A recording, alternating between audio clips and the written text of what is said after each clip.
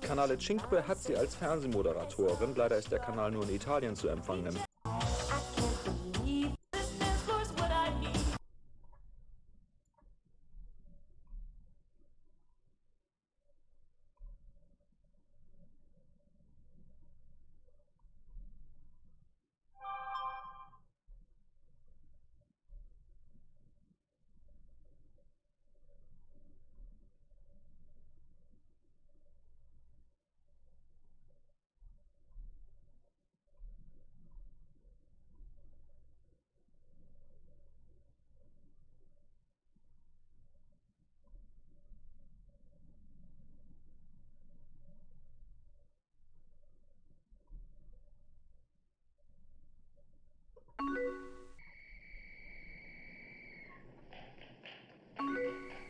Whoa.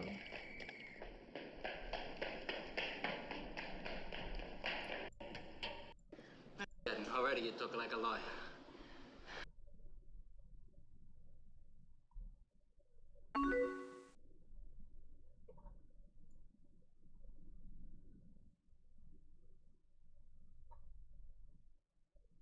It's a dead silent video. Love it. I'm sorry. Pirate fashion? London's pirate fashion? Oh, fuck. Holy shit. They weren't kidding. They're ready to be pirates. Where's like the broadcast of this? Because I want to see it. I feel like shit. I also felt like not really doing anything today. I feel like I didn't even want to do this. I didn't want to like I just wasn't, today wasn't the day as for anything. I slept so much. It was wild.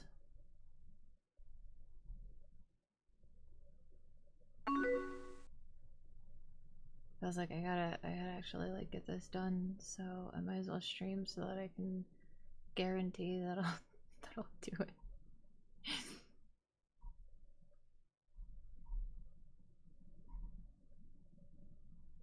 Speed and accuracy, cowboy style. Oh, fuck.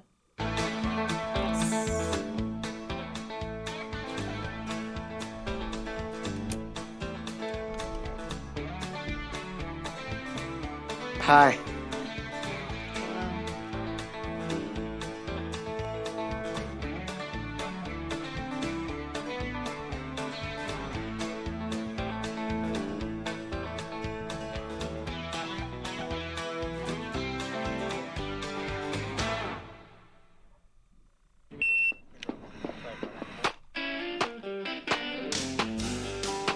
Cowboy action shooting has grown dramatically in the past 15 years.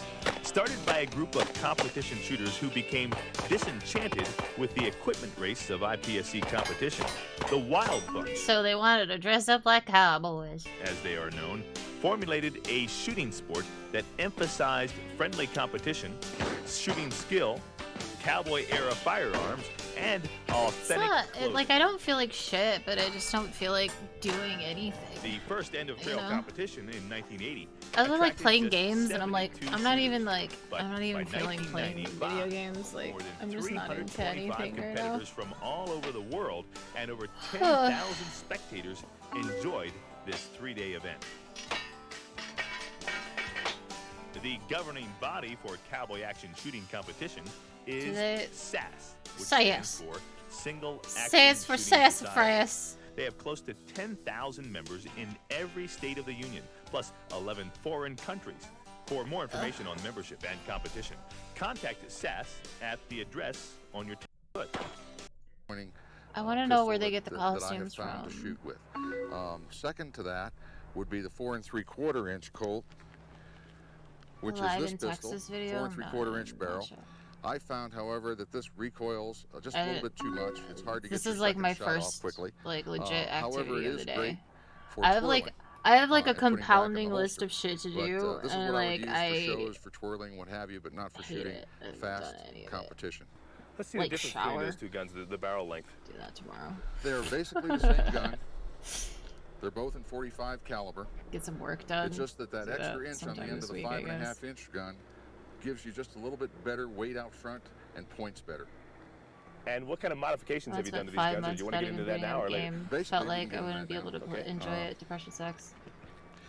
Yeah, I don't think this isn't like this feeling that I have is not like because of depression. It's just like I'm just like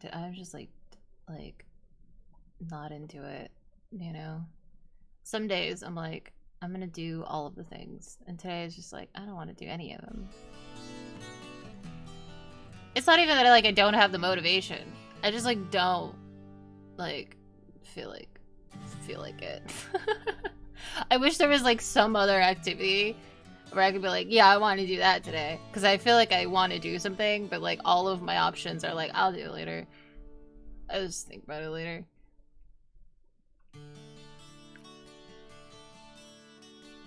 When I'm depressed, I won't even leave bed. You won't catch me doing fucking nothing. If I was depressed, we would be having a stream tomorrow. As you'll see, the Ralph Lauren paint collection introduces a whole new concept of design, from a unique color palette to special finishes and revolutionary techniques. Now, I'm going to be showing you some of these new techniques. We suggest that you watch the tape. This is one of the exactly. Limp Bizkit was right. Board or drywall before doing them in your home. What are you talking about? Into walls of saturated colors, faded by. I'm sorry. Is that a jean wall? Oh, shut the fuck up. She did not. Shut the fuck up. Shut the fuck up with the jorts wall. What is that? No. To create the look of denim or chambray walls, you have to use what's called a subtractive painting technique. No way. You'll need a kit. You can adjust the wider is a play. Just about the closest or chambray jorts wall in one long. One more step. Have a decision to make about. I feel like I shouldn't watch this. You could watch it on stream, but it is quite a long video. But I feel like people need to see the jean wall. You know what I mean? A leather wall? But like all of this is unnecessary. After every I just want to look at this. To prevent glaze from building up on it. Leave about 2 inches unstippled at the edge of the rolled strip. The next strip of glaze should be applied so it comes right up to this edge without overlapping it. Once the next strip has been rolled on, stipple over the seam right away, blending the edges together so you don't leave a vertical line on the surface. Use the Ralph Lauren Fitch edge tool to stipple up close to the ceiling, the moldings, and the corners. I'm just shocked by fucking jean wall. I'm shocked by it. Mimics the 3 other. Okay, well, I'm gonna add this to the playlist because the jean wall is psychotic. It's absolutely psychotic. Wow. Alright, add this to the playlist. Have I seen the Zelda cartoon dubbed over with Beavis and Butthead? No, that doesn't sound fun.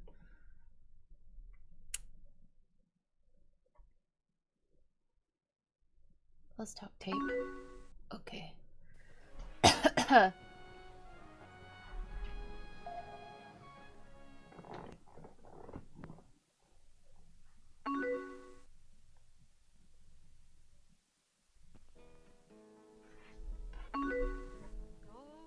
From my window. Oh dear. Go away from my door. She seems sad. Go away from my bedside. Bother me no more.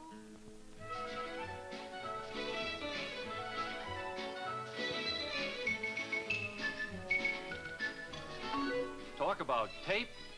Here's a product that speaks for itself.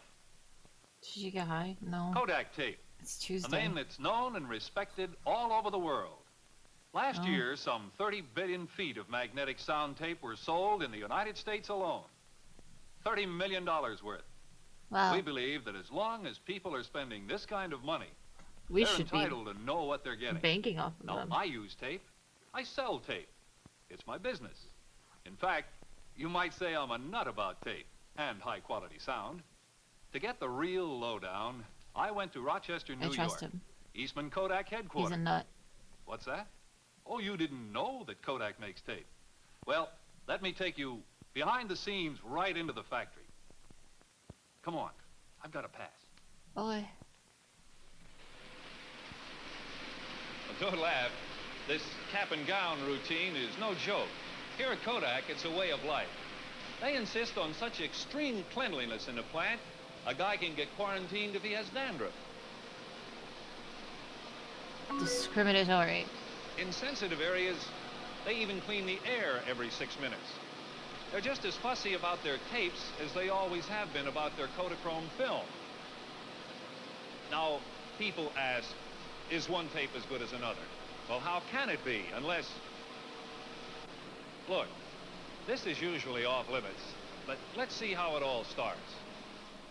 His upper lip is so Here's incredible. where the first and biggest difference in tape quality begins. In what goes into the basic stock and the way in which it's coated. Honestly, Figure it out. honestly, it's a 12-minute video and I'm enthralled. And I'm gonna watch it tomorrow. This is good content. Everybody loves a how it's made type video, so that one's good.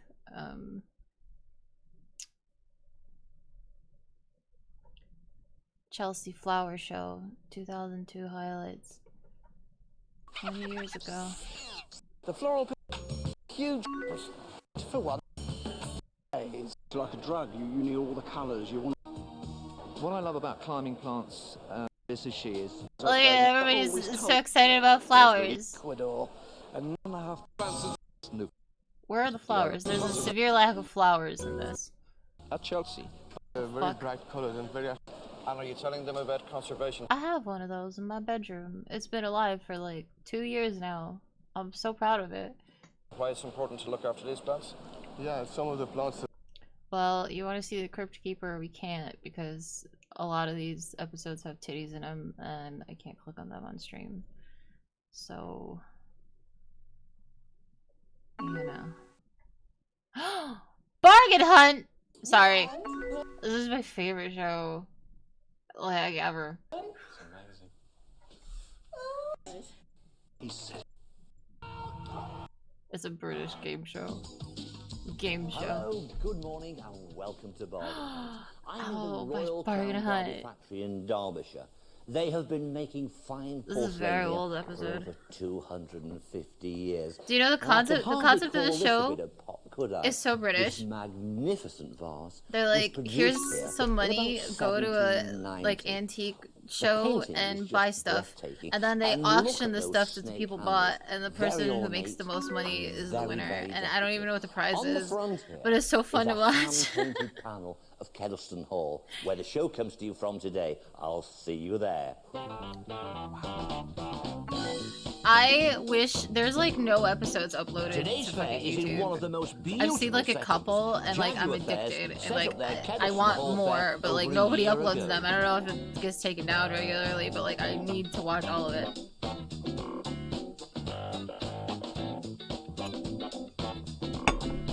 Sorry, we're gonna sit here and watch an episode of Bargain I've heard Hunt. the rules many times before, but if you haven't seen the show before, it's dead simple. I'm going to I wish I give could make the £200 volume to louder. each team.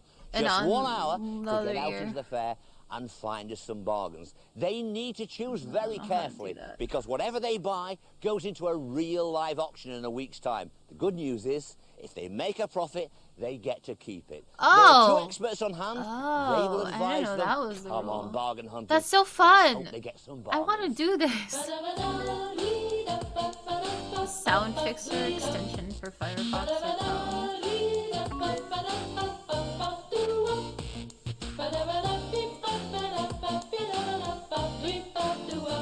I'll look into it. bargain hunters, let me introduce you to today's teams. The red team is Mary and Mitch. Good morning to you. Good morning. Tell me something about yourself. I run a guest house. I don't need to know have 3 anything about children. these people. The age Go hunting!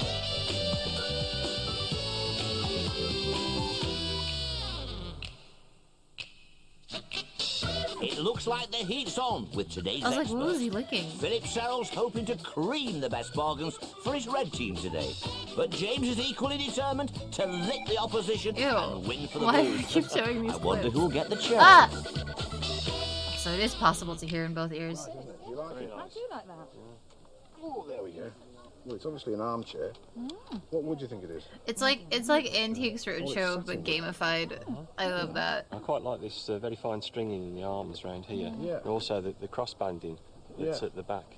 Is that rosewood? Well, it looks like it's rosewood. Let's just have a look. Yeah, we can see here, this is rosewood stringing here, look. Yeah. And that's a bit of rosewood cross banding. It's pretty Another chair. line there. That And it might looks be bone or a beat bit the of box. fuck I up, think it's though. probably bone. But how old do you think it is? About 1890. I think it might just be a tad later than that. Perhaps about 1910. Look at these legs here. These stretches, look. Very nice. The video quality is seizure-inducing? Maybe. Yeah, very fine legs. Isn't that just wonderful there? Yeah. It's a good quality thing, that. What are you looking for? No, it Sort of worked for a breaks or second. whatever. It's whoever I was don't think there's ripping this video. Any breaks to it? It's perfect. That looked nice in anyone's home. Yeah, do you like it? I do. I like it. Yeah, This yeah, is I've what got a it's bit of like a to doubt. watch a VHS. God damn More it. traditional cover would be Yeah, better. absolutely. How much is it? Let's have a look at the price. It's priced at 175. I think 175. it would make 150, 200 in a sale. Yeah.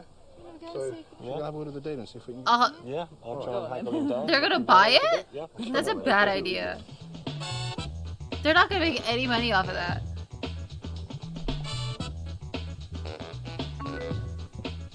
Now, what about this nice silver item here? Well, what is it then? I think it's rather nice, sort of cigarette yeah. stand, What do you cigarette think, dispenser.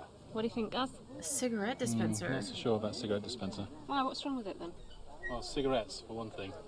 Do you think that puts people off these days?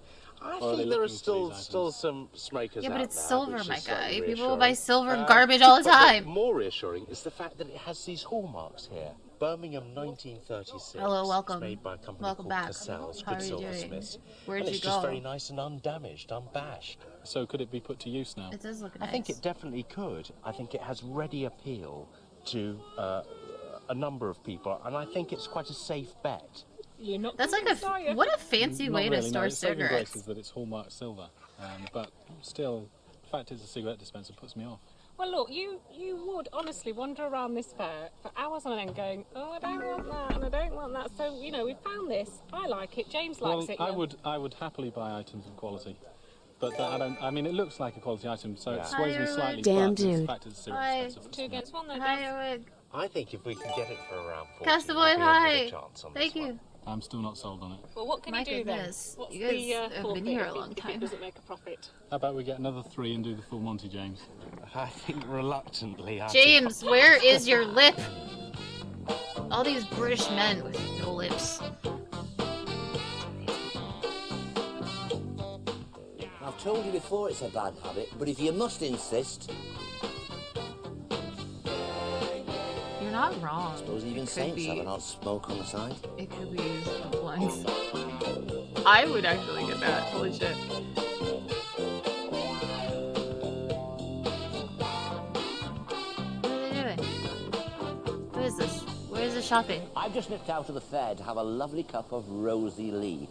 Can you imagine having your tea out of a beautiful teapot like that? No, I don't drink This tea. was made by Crown Derby, and it was produced at about 1790.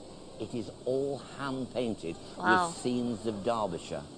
Now, there's a lovely story attached to this, because this teapot was decorated by a man called Jockey Hill. Apparently, he used to Who's come to the that? factory on his own nag in the morning. They It are used to so go zoomed home into on his its face. own, come back for him, and collect him in the evening. Quite amazing. Now, this work still goes on today, and if you've ever wondered how it's done, I'm going to let you have a little Oh, peek so in the factory. you don't and like watch me, the is what you're present-day trying to artists say. at work. That's fine. It's okay. There are more important people to to you. That's fine. Not upset by it at all or anything. I wonder if our contestants are going to come back with something as stunning as this. Don't hold your breath. I love this show.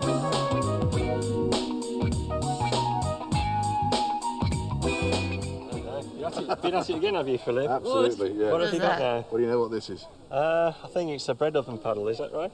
Absolutely right. So what you do is you just slide it into the oven. Oh, we make pizza! Okay. And then you get the bread out, and then back it comes out of the red hot oven, and it's ready to eat. Ready to eat. No, it's okay. Like I know you don't I do like me. it, actually. It's It's got a fine. nice colour. What is that, a Destination pizza? to it, I've yeah. always said I'm everyone's like I least would favorite think it's person. early part of the last Yeah. century. I'm By that still I a mean sort of favorite, but I'm the 1900s least rather than favorite. 1800s. So like I Where do get you think it. it's from? I understand. It's my brain. Is it English? No, I would think it's probably Eastern European. You know, it's funny because there's now huge quantities of these things, and those wooden bowls and the rakes, they're all imported into this country. And the more we import, the more it pushes the price down a little bit. So, what do you think it's worth? I wouldn't say an awful lot. Wouldn't. That's very good, though, isn't it? Wouldn't. It's very good. Yeah. You think we can make a small profit on it? That I've is had a a word good with the joke. dealer. It's £15, and well, I think we would have a go at that, don't you? Yeah. But you both happy with that? Yeah, we are. Yeah, we said we wanted one, Yeah? so we're not. You reckon? I'm your it's quite nice. mid-fave. Let's go and have a deal. Thanks a lot.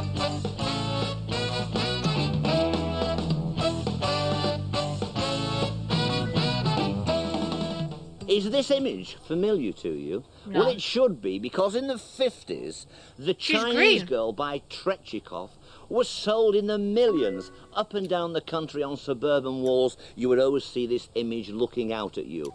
£18 is the asking price today. Is it a bargain? I would say hardly. But do you remember it? Hey, you're older than you're letting on. I'm not British. I don't know. What about mirrors, James? How do they do? That's a Well, you want beautiful something mirror. nice and decorative. Well, I like this one because it is. I want mirrors like that so bad. This is Hey, like it's very nice. It's got this. this is what I want for my bedroom. I want like I already have stuff on the walls, but I really just want like mirrors. Just mirrors everywhere, all shapes and sizes, beautiful frames. That's all I want. Lovely brass. They're hard to frame find, here. though. I think date-wise, it could be about Edwardian time, 1910. I like these anthiniums here, Regency note to it, which are stylized honeysuckle. I like the shape. It's known as an elongated octagonal shape. It's a That's how we beautiful catalogue mirror. them. But these joins, though, do you think people would find that off-putting? Not very workmanlike. No. Unfortunately, the pattern is interrupted rather than running round. Hopefully, people will just take it at face value and say decorative mirror. Right. So what do we want to get this for then? How much is it priced at? 45 on it. 45. Well, as low as So possible. much. I'll get it for 35. Well done. 45 is a I lot think we'll for make me. a profit. Ew. No dog, I'll take it. Wow. Aha. Oh, yeah. How you doing? Mirrors and neon lights, exactly. My And aesthetic. what's wrong with it? Let's go. Oh, no, it's lovely. You just watch this space. We'll see you later. Have a good time. Bye. I can feel a little bit of that Gallic charm coming on. What we've got here is a small French provincial chair. But is it a chair? Well, it is, but it's something else as well. It's metamorphic and it changes shape. Tilt it this way, voila! And there you have That's your kitchen fucking set. awesome! Up you go, reach into the top of the cupboards. My good lady, how much is this French provincial stool? 200. What's the asking price for this fine set of steps? £200. Not 75 quid, is it? No, 200. I still like it anyway. I like this guy. He's fun.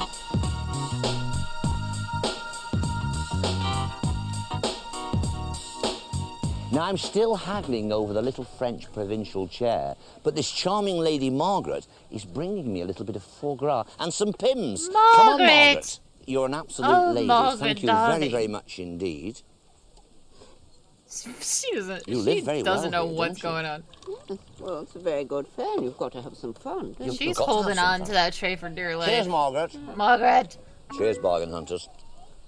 I love. Oh my god, I love this show. How you doing? All right? Sorry, I like this guy so much. We're going to reel him in with that, aren't we?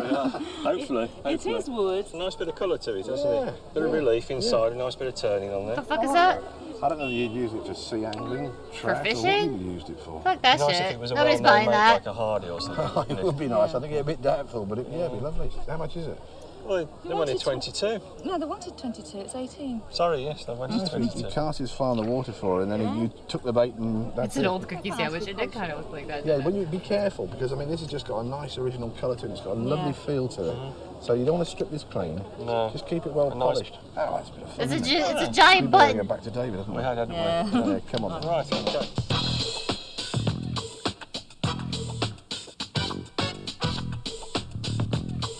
Oh my god, this looks like so much fun. I want to go. You know a great buys at these fairs? Find stalls like this where they've got all these accessories. You've got door handles, you've got bells, you've got finger plates, you've got doorknobs. Yeah. They really are terrific. And if you're doing a makeover on a Victorian or an Edwardian house, I play this Splatoon is what like you want. mostly Don't during buy nasty, Splatfest. cheap reproduction. I don't In really fact, play single player I could mode use one or of these competitive. myself. It's like too Brian, much for me. how much do you want for this? That'll be a tenner, David. Just Come for on, this is Splatfest. bargain hunt, Brian. David, Come on, we have mate. expenses. All right, come on, I'll give you a To fiver. you as an old pal, a fiver. A fiver, okay. £5, mirror back on my bathroom extension. That will screw in, it will look terrific. Put your hand out, Brian. Well, I'll tell you what, we've been looking for bargains, we don't find many. First bargain of the day. It's old currency, that is. How long Get have you had it? away.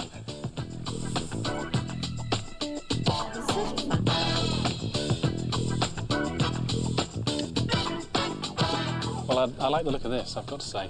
Yeah, me too. I love it. It's what I like about it is the fact that it's nice and get solid. it. I've just looks never like been- quality. it- As like, always feels okay. like quality. Feel a nice bit of weight. I mean, I'm interrupting your show a little bit, but I don't like. I can't really play the like single player a lot because they want you to do a lot of things that like are intended for like motion controls and work best with motion controls. And I only play holding the console in my hands, so it's damn near impossible, and I'm just not doing it. I'm just not going through all of that. So I just play multiplayer, Splatfest coming around. That's it. It's good enough. I like that. It's fun for me. Yeah, it looks very nice indeed. Have we got anything on the underside? Turn it over quickly. Well, there's a mark. Oh, that's nice. Yeah, George VI there. That's Yeah. very nice. I think this was made possibly for the ministry, government offices, and I think it's more likely to be a desk chair. Right. They're very comfortable.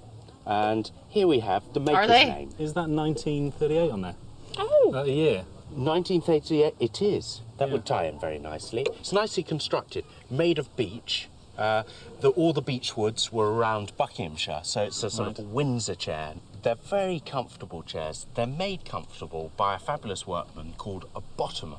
And a bottomer used to get this piece of elm here and used to Is that what we call use them? an adze to cut the shape of the bottom, and that's why it's so lovely and comfortable. The only problem is, for the poor old bottomer, was he was swinging this extremely sharp, heavy instrument, so he certainly had to watch his calves. The Pro Well, that's controller a lovely hurts my choice of hands, so Yeah, I can't I play think it's it great like fun. that How either. much is it priced at? It was 98, I think. Well, I think there's some movement in there. Well, we'll try to get them down as much as we can. Good. I As think usual. it'll be a good buy. It's quality and design, isn't it? Yeah, absolutely. Yeah, let's go for Man, that guy's upper lip is like, is he doing that intentionally? Like, you know when you do like a beaver face? You intentionally like curl your lip up. Can't get over it.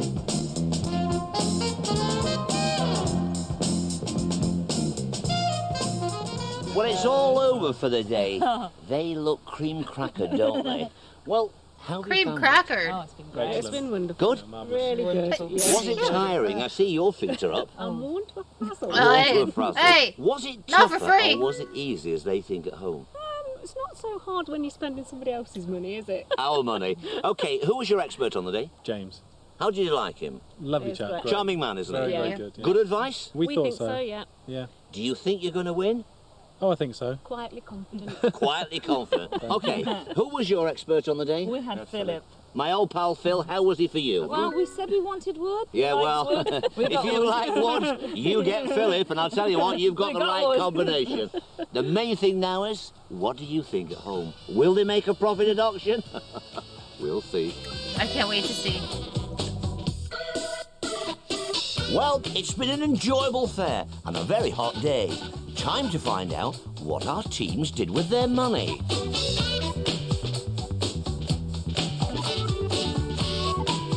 A fine satinwood chair, hopefully at the right price for the Reds.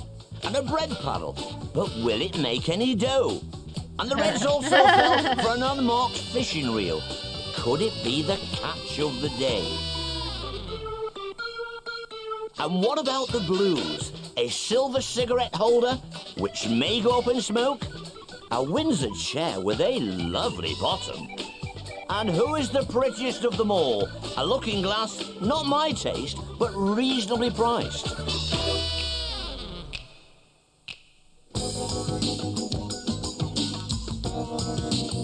I know this looks like we're just messing about on the canal, but after the heat of Kedleston Fair, we wanted to calm the pace down a little. But don't worry, I haven't stopped working, just avoiding the motorway. I love this guy. What is his name? Who are you, sir? I'm on my way to Biddle & Webb, the auctioneers. I'm taking the scenic route on a narrowboat. I'm just going to join our contestants at the auction today. Now, if they don't make any money today, you know where I'm going to put them? In the drink. He's like a mob boss.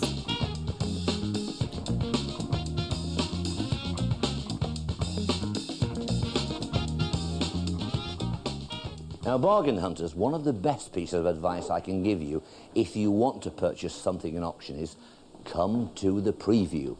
Now, the preview is the days set aside before the sale. Usually it's 1 day before the auction, but in some cases it's 2 or 3 days. Use that to your advantage. Come along, inspect, example, a chest of drawers like this, which is something that you may be interested. When I say inspect, I mean inspect. Go round it, open the drawers, turn it upside down. Now, if you're a little shy, call the sale room porter. He will only be too happy to assist you. Now, the description in here and the price guide is only a guide in the catalogue. Remember that. You have to make up your own mind. I'll give you another tip. Once you've inspected the goods, go away and have a cup of tea. Think about it. Come back again. Have another look. Yes, I do like it. Okay? Now's the time. The next day you're going to bid for it. But do not go over your limit. Set your limit. You can do it. You know you can. Best of luck. Thank you for the advice.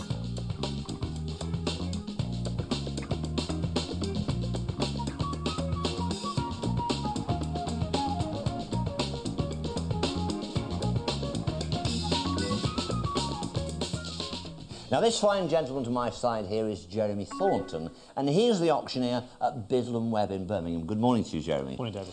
Now, our first contestants is the red team. It's Mary and Mitch. You'll remember that the expert on the day was Philip Serrell. Now, their first purchase was typical Philip Serrell, wasn't it? What we've got here is a nice rustic piece. It's a bread paddle, probably for using in an oven. I thought that was an excellent buy at £15. What's your thoughts on that? I tend to agree. It's a quirky piece. Stands out in a typical auction. I think it's got a very good chance of making a profit for them. I mean, they've bought it at the right price. 20 to 30 pounds is very cheap for what it is. I think it's ideal to go on the wall in a pub or a club or something different. I think it's got a good chance of making a little profit for them. OK, now the next item was an Edwardian satinwood inlaid chair. There's no question this is a very smart and this is very, very nice quality.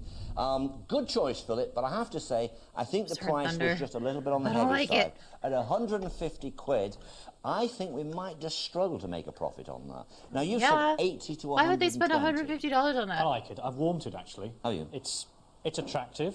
It's good quality. Very good quality. Which is what people will be looking for if they're going to buy a nice piece. Quality is what you want to look for. I just think a little bit high when they originally bought it. 150 seems a little high. We'll see. 100, 120, very good chance. Okay. Might make a few more. OK, sounds a little bit expensive, but it's smart, it's nice, it's quality, and just maybe somebody might want it on the day and give a profit. So now the next piece is a rather nice oak and brass fishing reel. I can't see any signs of a maker's name, but yeah, but the point of this show is to like buy shit cheap. and then If like it does, see how I much don't it think he'll be makes buying at that. auction. You're right. So to buy make something for serious like money on $150, those kind of items, you need a maker's name. We haven't got one on that. Like, I don't It's know. a attractive, $150 is my sideboard limit. piece. I think you're talking 10 or 15, If I'm going £20. somewhere, I'm Okay. like, Well, they've paid that's as much money as I have in my £18 for that. pocket. So perhaps they're not going to reel in a winner with that tomorrow. This is British Storage Wars, kind of. Now, the next team is Elaine and Gary. They go, they buy the expert on the antiques, day was and then James they go Braxton. to an auction, let's see what and then they people bought. buy Now, the things that they bought, this decorative and then they mirror keep the here. money. Now, I've had a look at it. It's a furnishing piece. Like the It's difference of attractive. the money. This nice embossed brasswork here is very good quality, but when I you feel like this look part of the where show it has been unnecessary. joined here, the way they are cut, I think this was Because never I've seen like originally a more mirror. It was contemporary probably some episodes of this, brasswork off something and else. in the more It's been contemporary reduced ones, they down have like and somebody made who's into a mirror, like perhaps in the kind of like 20s. antique It is roadshow decorative, expert. it is Who'll be like, usable, it should but go at for about this much. £35, You know, like will they'll it make a give you a profit? guess You said 10 as to to how much 15. the When price should we be. saw it and catalogued it up, Like this guy's kind of doing it, but he's just like, they might make money, which isn't as fun. If you're going to buy a mirror, you're going to pay in the shops quite a lot of money, so it does stand a chance of making a little bit more than that. However, because it's been slightly made up, obviously made up, we're not very keen on it, so we're talking £20 or so. All right, so what Jeremy is saying, he's not keen, it's been made up. I agree with that. Nevertheless, But it it's is beautiful. a decorative furnishing item, and at £35, is there somebody that would buy that, put it on their wall, and give a profit on 35? Fingers crossed. Right, now the next lot is this engine turn decoration cigarette dispenser. It is silver, and I believe it is Birmingham. Yep. So we're in the right part of the world Birmingham. for it. They paid £40 for that. That sounds cheap to me. What do you think? I think they've done well.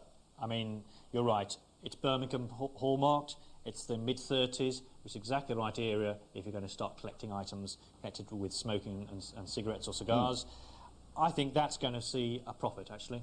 I think 40 to £60, more than reasonable. I'd say top estimate on that. Okay. It's very gettable. Because of smoking being, you know, not that fashionable at the moment, and it's certainly not that acceptable, is that going to make a difference? I mean, is it still going to bring a price, do you think?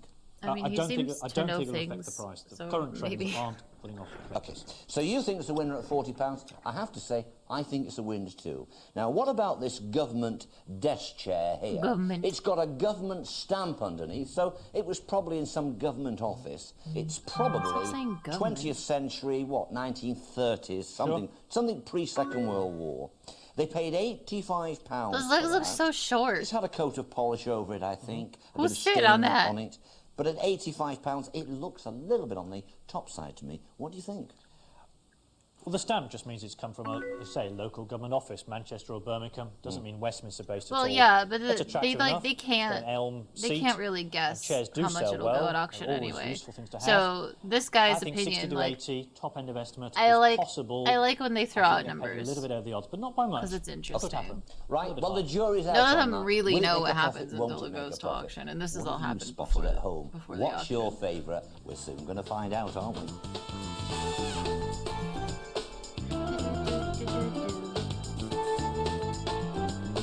Look at all these potential buyers. Oh, he's the auctioneer. I see.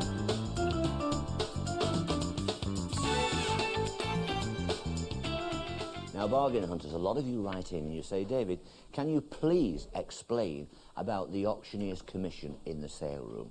So let's be quite clear. Explain about it. This charge is made by the auctioneer for selling the goods, and it varies depending which auction room that you go to. Some are 10%, some as much as 20%. So let's take 15% as an average. You go into the sale room, the hammer falls on a £100 purchase. It then attracts 15% commission, which is £15. Remember, on that £15, that attracts VAT because it's a service, and that tots up to £2.62. Oh my God. So stack it all together, 100, 15, 262, £117.62. Nearly £118. Remember that. Don't say I didn't tell you, and don't get caught out. He's giving good information.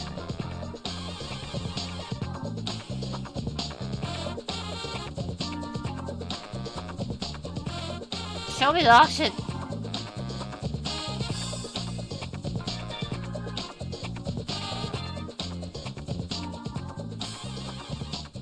Now, when I look at a chair like this, I have to say, it really is for the men of our audience. I mean, just look at it. It's strong, it's bold, it's very, very masculine. It's floral. What we've got here is a 19th century chair. It's probably continental. It's carved in oak. Look at that back there. It is profusely carved. And there's a feel about chairs like this. You almost think, do they belong in a castle? Do they belong in a baronial hall? They really are a man's thing. I mean, they're big, they're wide, they're comfortable. You can sit here.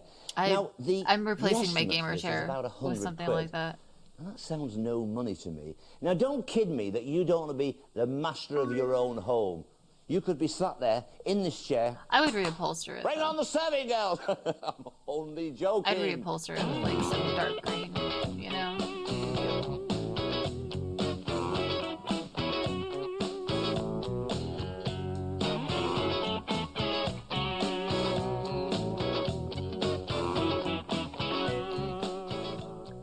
This is Elaine, this is Gary.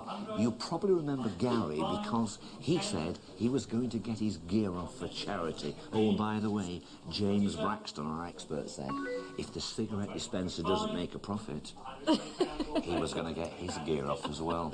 I don't know what to hope for here, whether to hope for a profit or to hope for a loss. What do you think? OK, I've had a word with the auctioneer.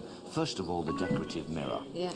I think, and he thinks the same, that that's been reduced from something else or made up of something else. Nevertheless, it is very decorative and it's very usable. So at 35 quid, who knows? Maybe there's a chance. We both think that the cigarette dispenser, it's silver, it's Birmingham. Did you know it was Birmingham? Yeah, we did actually, yeah. Shrewd, eh? Did James know that? Yes, because he asked, well, the chap on the stall told us, didn't he, that it was Birmingham, and that made it attractive. Well, I suppose he'd have to be very confident because he'd be taking his gear off. He's wrong, won't he? Absolutely. Okay, now the last lot, the government chair, the captain's chair at 85 quid. It's a nice chair. I have to think it's a little bit expensive, but who knows? If I said to you, would you change any of these pieces? Would you? Yes. Which one? 2. Okay, which 2 would you change? The mirror. The mirror, okay. The mirror. We thought it was a bit. And the chair. Yeah. And the chair. Yeah, we changed those 2 now. Well, that's honest, isn't it? The mirror and the chair, and stay with the cigarette dispenser. Yeah. I think that's good sense because the cigarette dispenser is silver. I think it's cheap. I think it will make a profit. You may get laid up on the other 2. Show me the options. This is a lot of filler for an hour-long show. First of all is the mirror. Cost £35. Brass frame, honeysuckle decoration. There it is. Start may say at £10. Should have worth 10. No, it's £10. No one wants to buy it for 10. 12 the front. 15. 15, 18. Okay. Cost 35. £15, I will sell at £15. So I see 18 anywhere else. You're back at 18. No, £15 is yours, so at £15 and we'll go at £15. Any for any more? Oh, well.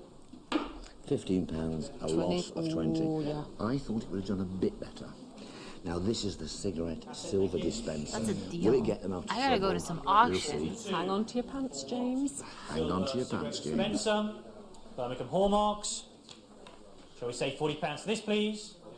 £40, I have a bid. Can I go 42? £40 seems cheap enough and we'll sell. 42 you want in? 42's in. 45? 48? 48? No? It'll be £45 and I'll sell at £45. That's it? Go 45. Anyone for any more? Geez. They talked a big game about this cigarette dispenser. £45, a profit of 5, minus 20 to start with, minus 15. James is safe, James, isn't he? keep your pants on, mate. This is the last one. They're not doing so hot. I think it's a little expensive. Let's see what happens. Back chair. Showing on my left-hand side here. Start me at say £60 for this, please. No. Oh my gosh. Are we going to say £40 then? Has to go.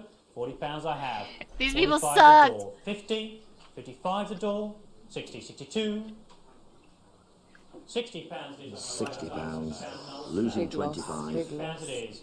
Anyone for any more? It goes at £60. I suspected the chair's lost a bit of money. They £25 lost. plus They 15 lost money. loss, and that makes it £35, £40 down. I'm afraid we were right in on the money. It was the chair and the mirror. Yeah. Fortunately for you, James, and for you, they'll be keeping their gear on. Yeah, you guys owe us $40.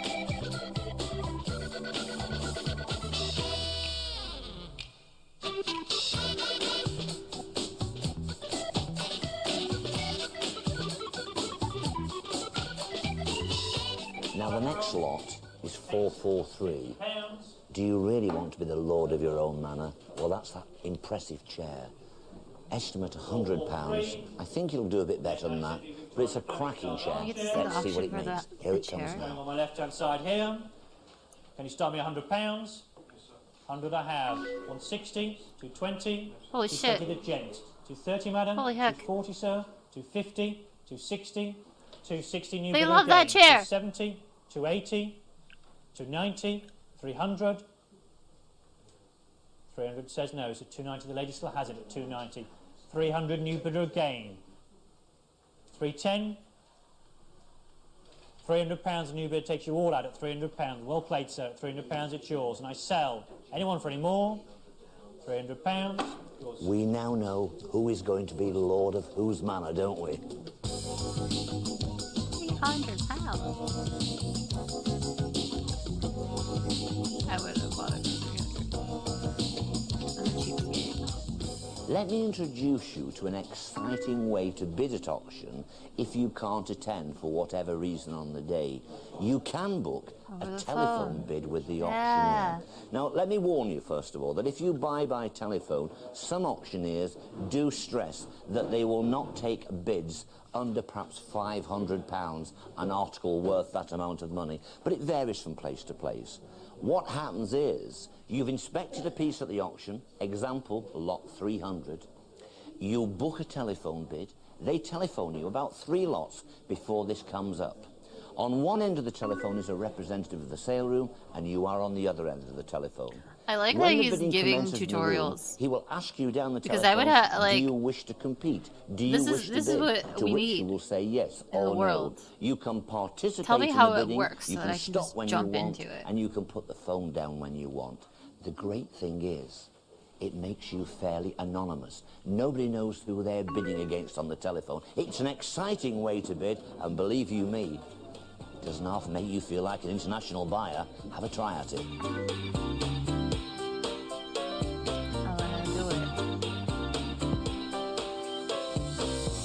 Oh God, no!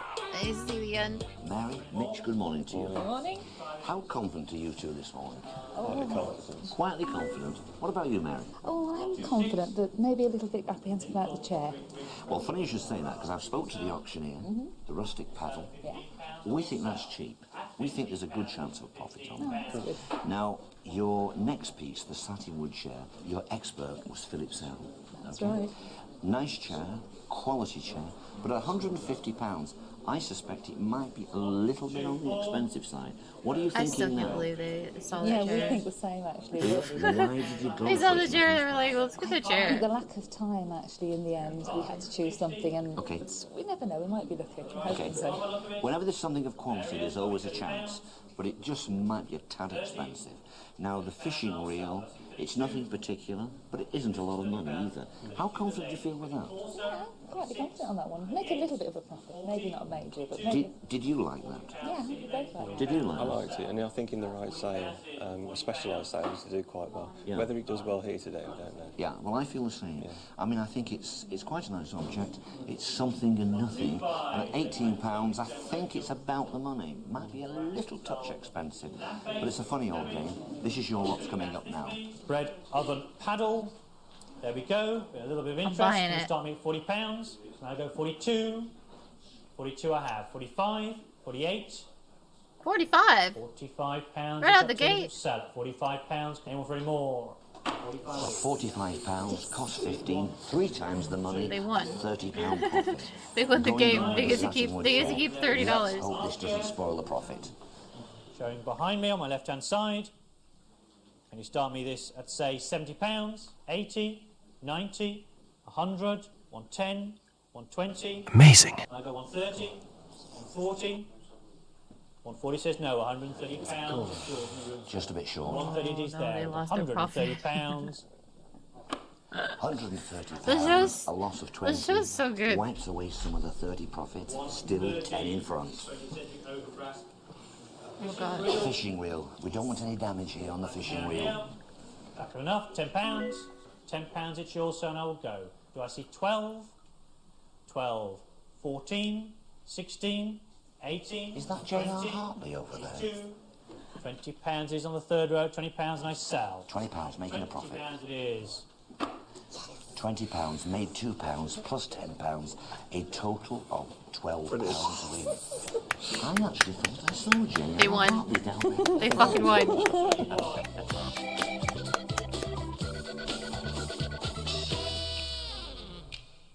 A beautiful item, but it only made £5 profit. Perhaps there weren't enough collectors in the room. The mirror, That's it. although not broken, That's the show. proved unlucky. Imagine And the chair with this the is lovely one thing bottom about kept a like loss of British game shows that I think is really £25. funny.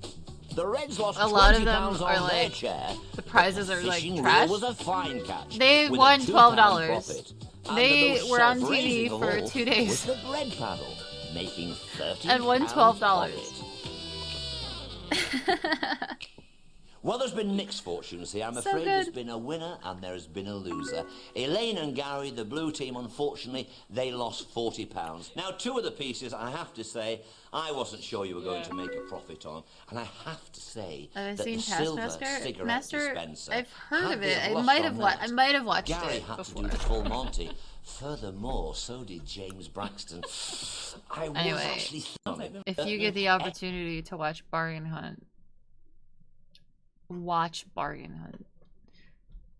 It's so fun. That's like how chill was that show? Just like how absolutely chill was that show?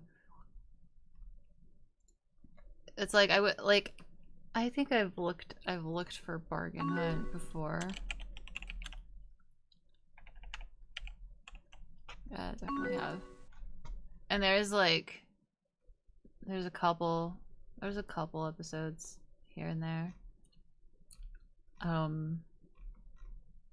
But I need I want hundreds, you know. I want to watch all of them. It's been on for like 20 fucking years. Like, where are all the episodes? Where are all the episodes? Is this the one Zone doesn't want to watch on stream? Yeah, it's not exciting to watch, and there's not a lot of it, unfortunately.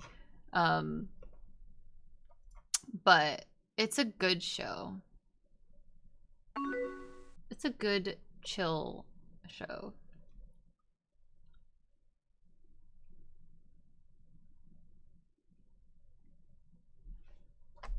'80s fashions as me young fashion.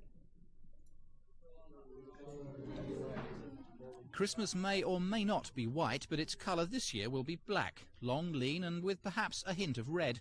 With the world awash with tracksuits for all seasons, the designers of the London Mid-Season exhibition were looking to add some late-night glamour. Such a good show. For press, bright colours are popular, but I think people like to buy black. Because particularly if things are slim-fitting, it is more flattering. And it's very strong as well, particularly with the lurex things we've used. One floor below at the Kensington Centre, the Active Sports Show was celebrating the leisure boom. These days, fashions change so quickly that you can do almost anything in a leotard, even go to the gym. You see, it's really taken off, while the Astro look comes complete with space food. Fuck, dude. Yo, what is this bag? What is that? Oh my god, they're going to space. Really taken off, while the Astro look comes They're going to space. complete with space food for devotees. And do watch out for the cheeky bits on those winter sun beaches. Yo, her ass Belinda out. Waite has designed her entire range around the casual look. In fashion terms, the divisions between sports clothes and house clothes have gone forever. So cool. You can put your sportswear with your leisure wear, Waiting for the Kyat sad cat dance. Hello. What do you mean cat sad dance? What are you talking about? Seem to have blurred the edges. There doesn't seem to be any distinction anymore between what you might wear in the gym and what you might wear at home, or I don't know, even to a dinner party perhaps. That's true. The hell are you guys talking about? That, I've made out of cotton, polycotton, like. Are we friends? That you can I don't know. wear You're in not the evening. subscribed to me. So, and I've worn it already, and it's got tremendous results. It's very sexy. Sexy maybe, but will it sell? It's from exhibitions like this that new styles filter through to the high street. And talking of the street fashion, this now familiar punk look shows no signs of being upstaged. Lindsay Charlton in Kensington, the Thames News. I love anything about 80s fashion. Give me more of that shit. Fast forward, guilty feet have gotten over them. What does this mean? Oh.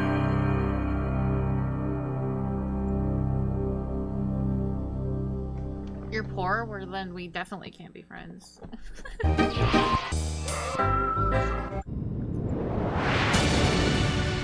Fast Forward is the Jesus show with those two people, isn't it?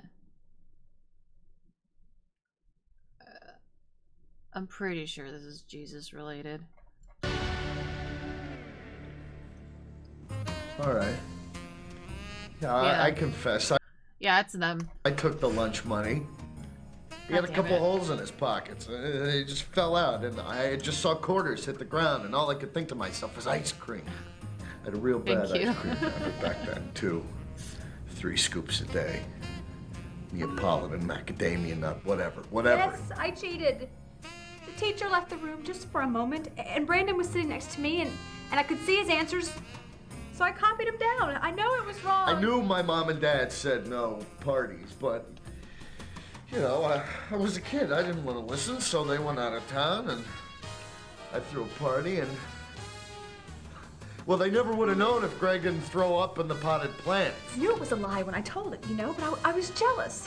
I mean, Sherry's so popular, and so I made up a story about her and made her seem really. Do I actually remember you? Yeah, I generally remember people who come here a lot. I don't know why. I mean, I had grown up next door with this girl, and I was trying to ruin her. There's not a lot of people that come here, you know. So like, I can usually remember like 50 names. It's not too difficult for me. You don't come here? Why not? Do it.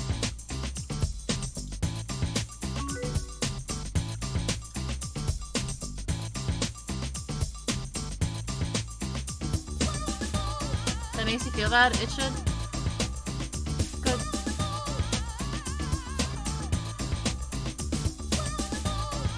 You want to be off my radar? Why? Well, I guess we'll never know because I think there's ads playing right now, but why? You don't want me to call you out? Talk specifically about you in chat? Make you feel bad? Is that what it is? Fuck off, Polly Butler. The thing that makes me feel guilty is cheating. Major. Always fighting with my brother. When you go out with your friends and they try to encourage you and everything, sometimes you do give in. And that's what I feel guilty about. I'm supposed to set a Christian example for him, and sometimes I don't always do that. I just want to go and have fun and do what the guys do. I've done some vandalism, and I know I shouldn't have done it.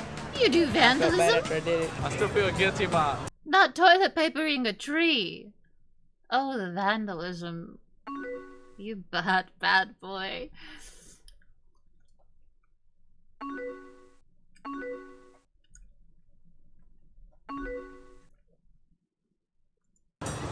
Joining a gang. I had a friend pass away, and I guess it was really hard because I had to have school in February. It's really hurt her a lot and do everything that she didn't know, except for myself. Yeah. No. Just you were talking about your little. It's so awkward to watch people eat ice cream. I don't like it. I will. Hold on. Wait. Let's see this thing that Earwig linked.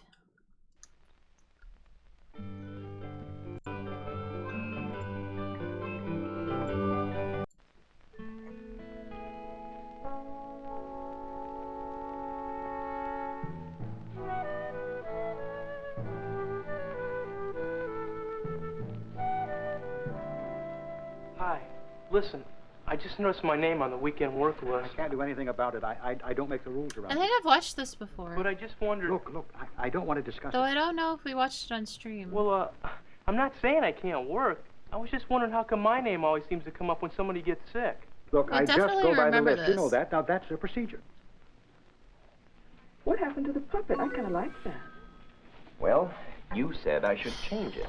Oh, no, I said I maybe need, it needed I a need little zone Well, that's the same to thing. confirm. But no, it's not the same thing. Well, that's the way I heard it.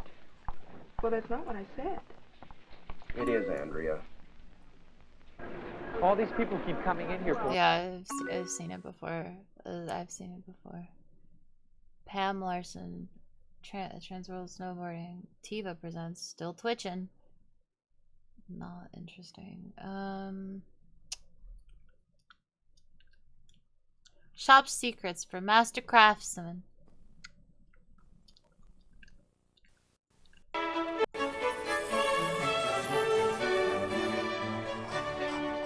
Power tools scare me.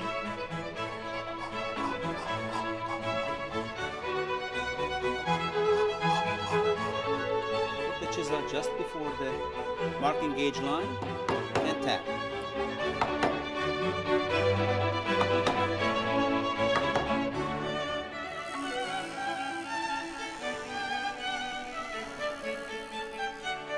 A lot of woodworkers do it visually by sighting down the saw, but I prefer to do it by feel, with my fingertips. I can tell whether the cutter is hot. Hello.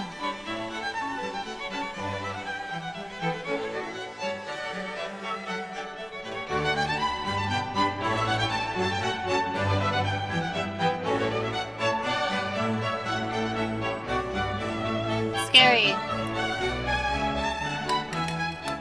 Put some gloves on. Hello, my name's Yanix, and I want to talk about the Yanix. table saw. Probably one of the most basic tools in our whole shop. Remember when you got your first saw and you took it out of the box? That's when you discovered there's really not much to it. You have a table and a saw blade, so you have some way to put the wood down. That's why and they there's something call to it cut a with. table saw. Now you need some way to guide the wood Hi, into the saw Shizzy. blade. So it comes with a fence. In this case, we've actually taken off the original fence and added a much larger, more precise fence that'll give us a better job. And then you have your miter gauge. The miter gauge is really quite limited as it comes. If you've read the instruction manual, you find out right away. Hold on, we'll come back to this. We'll come back to it. Check out the... Come back to it. Pumpkin madness. But could you all spirits to right powers to transcend? Oh yeah, this is Halloween content. We're not looking at that. We're saving that for Halloween. Where's my Halloween playlist? They tell you to add a piece of wood, which gives you a larger, better bearing surface for carrying the wood across the table. Halloween! Remember when you tried to do angles Wow. at the beginning? Oh shit. Everything wanted to slip along this fence, and so you got white knuckles holding on to it for 45-degree miters. There's not a lot Here's on a this little Halloween tip. playlist actually. Add 100 grit Where sandpaper did they to go? the fence here. Self-adhesive sandpaper or contact cement. It'll hold the wood in with minimum gripping or clamping and give you good miter cuts. Figure it out. Still have some problems here. Is when you back off completely off the back end, well, after a while you lose control. Or if your wood No, is no, simply no. too long. I thought the playlist was longer, but I think I have a playlist like hold on. I have one on here. Do I not have a Halloween? I have a Halloween thingy with some thingies on here that we meant to watch previously, but we never did. That are not on my other playlist. So there is stuff. There is stuff. There's always stuff. When you're trying to move across, it wobbles as you go. When you really want precision out of a table saw or any particular style of cut, you need jigs that will guide and control the wood across the table. I want to talk about 3 particular jigs that I use all the time. I'm gonna let him talk for a minute before I get bored.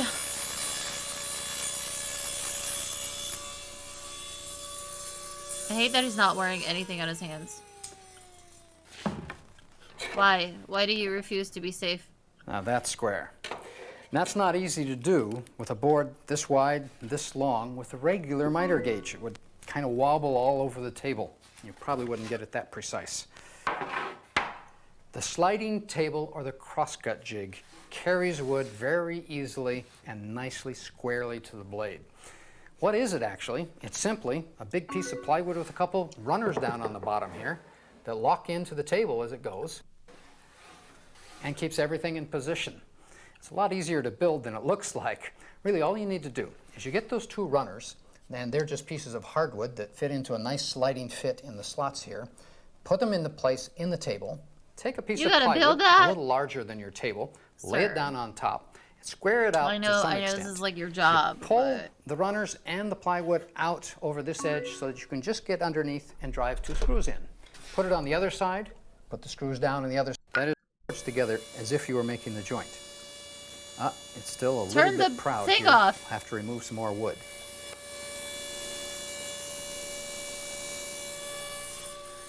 When you raise the blade, be careful.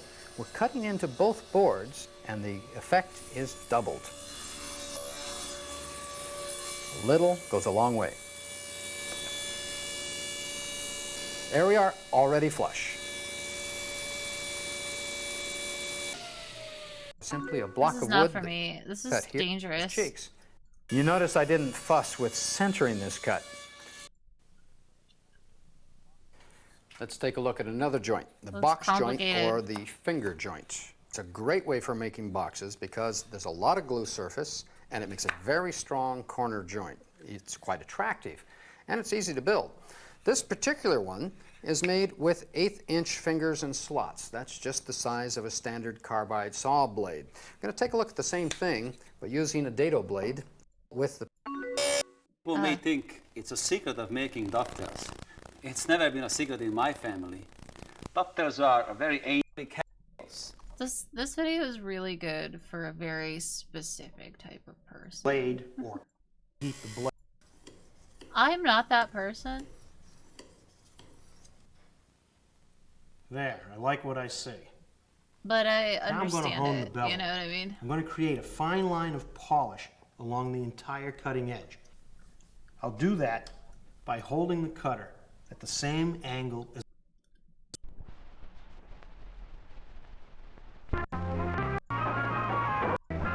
Timmy, into bed. Come on, Sally. Daddy, I'm afraid of ghosts.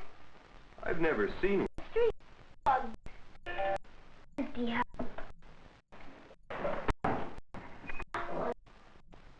Seems spooky.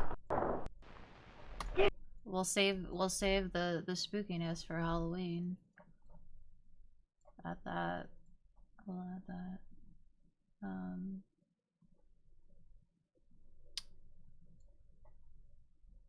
That in there.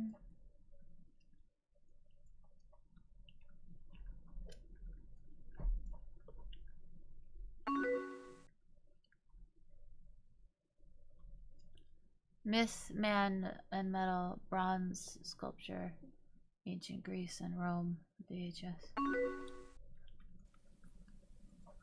Show me the sculptures. Sculpture in ancient Greece and Rome. All right. Easily for the full year they lead a carefree existence in their own homes. But have mercy on me, Hephaestus, and grant me virtue and happiness. Quite a vetting process. A long time. I go through them later. The Halloween stuff is next month. I don't have to think about it right now.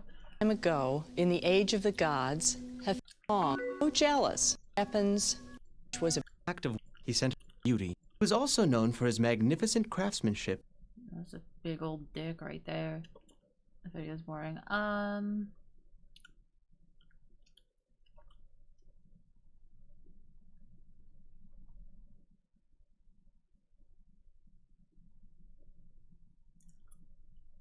Oh yeah, I forgot. Did I add this to I the happen to like playlist because we're 44, watching 45 this? inches because I think it has a nice fullness to it. Okay? Now find a flat surface. If you don't happen to have a table, it's okay. I don't have a table. Never owned a table in my whole life.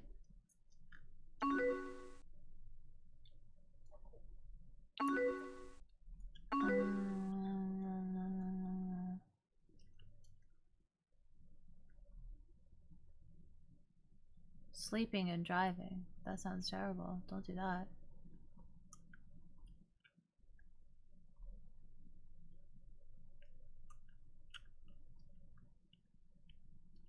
Oh boy, a car video. Welcome to this special edition of Beyond 2000 Supercars. It's cars. Lamborghini, Maserati. For this small Italian town is the home of some of the finest machines ever built. Ferrari, Lamborghini, Maserati. Why do you say Lamborghini? They're all built in or around the town. Lamborghini. But times have been tough for the independents lately. They've been gobbled up by the Is he wearing a necklace? What's happening here?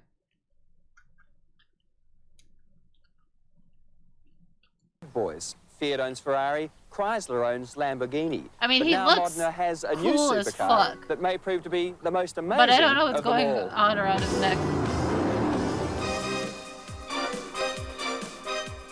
Listen, okay. Listen, I know it's cars. I know it's cars, but some 80s cars, they look fire as fuck. This is the Cesetta V16T. Yes, that's right, V16.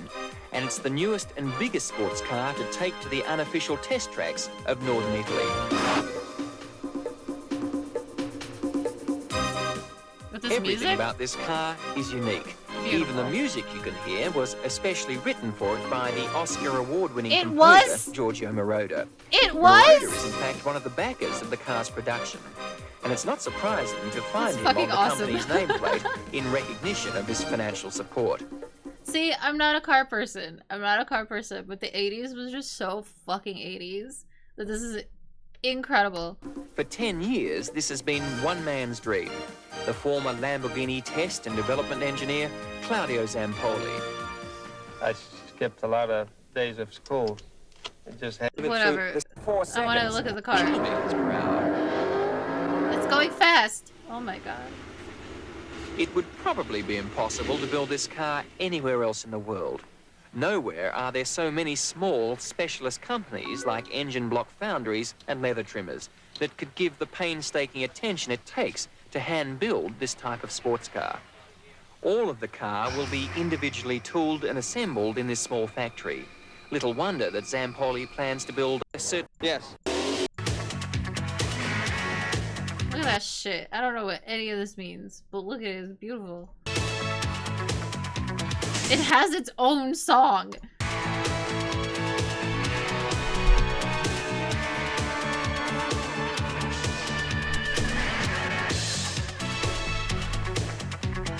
There's gonna be a future car section? No individual has made a greater impression on the world of high-performance motoring than the late Enzo Ferrari. The F40 here was designed as his last personal hurrah, the greatest ever road-going Ferrari. A commemoration of 40 years of superlative design, engineering, and manufacture.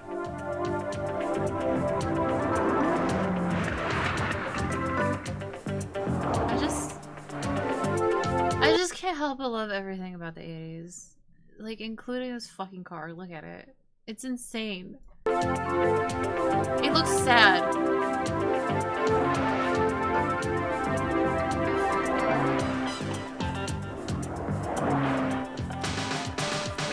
This is the fastest production car in the world, the Ferrari F40. Hell Even yeah. while the prototypes were being tested at Ferrari's track, the factory was besieged with orders from hopeful customers. Okay. Show me the future cars. 100 sophisticated carpets, no globally impressed here. Supervised by onboard computers that adjust the car's components, depending The on fuck such is things that? as the weather. What? Wait a minute. What? What? It looks like a fucking like Playmobil toy car.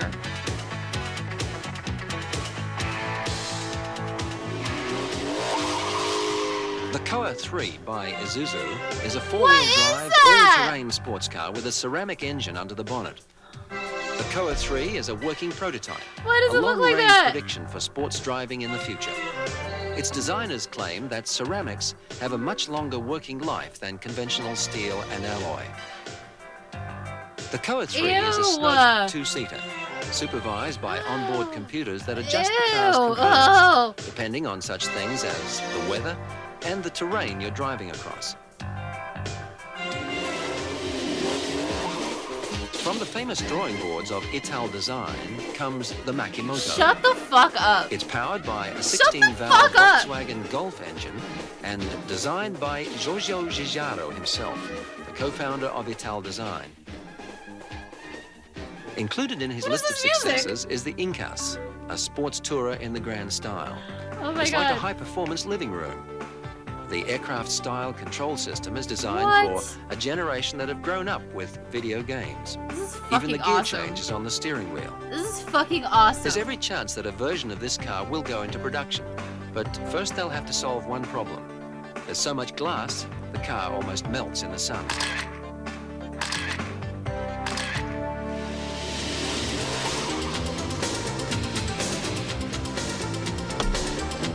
I want to clip this part. This is the most interesting. This is so fucking interesting. What? On road, or in this case, Oh on my God. racetrack, Mitsubishi claims quite remarkable speeds from the HSR. According to the makers, the readout is in kilometers per hour. That makes this machine something akin to a dynamo. The 2-litre turbocharged HSR boasts, among other things, air brakes, which help you come back to Earth after such exhilarating speeds. It has 4-wheel drive, 4-wheel steering, anti-lock front and rear brakes, active suspension, and a host computer-controlled system which all but drives the car for you. The HSR is an ongoing study vehicle for Mitsubishi's Galant and Mirage models. This is the Monster. Sbarro. Is that the pizza place? 350 horsepower, 4-wheel drive muscle machine. Designed exclusively for 28-year-old Thomas Carey. that? With its Mercedes engine, Boeing 727 wheels, and a cost of $240,000, it's just the thing for powering around his parents' 150-hectare property near Frankfurt. This is definitely not your all-purpose motor vehicle. Where are the Practicality doors? wasn't high on the list of design criteria. It's noisy, $250,000 with no doors. It chews through the petrol, and to top it off, you can't drive it on the roads because it can't be registered. What's more important to Thomas is that it's fast, it's powerful, there's only one in the world, and it's fun. And if you think that's an extraordinary car, you ain't seen nothing yet. It's only one of the creations from a small car factory at Granson, on the banks of the Neuenberger River in Switzerland. The gifted designer behind it, Franco Sparrow, has become an inspiration to car manufacturers all around the world. Sparrow is a classic scholar who studied motor mechanics in his spare time, and in a career that's taken him from head mechanic for the Geneva racing team to designer of cars for the rich and famous, his philosophy has remained unaltered. To create the consummate car, you have to be an expert in all areas, from aerodynamics and style to the mechanics. In the motor world, Sparrow is in the unique position of being able to choose the majority of his clients, and he turns down many requests. He says his customers must like cars, have money, and be a little crazy. Like his drawings, Sparrow's designs are direct, efficient, and simple. Take the Robur, for instance. It looks pretty conventional from the front, but there's quite a surprise in store. So, you think the That's famous the worst Mr. parking Sparrow job I've has ever messed seen in up my the life. park? Not so. Oh, Thanks to one of his show more me. ingenious innovations, all he has to do is point the nose into the parking space, and the car takes care of the rest. No way. Watch this. In the Franco? 80s?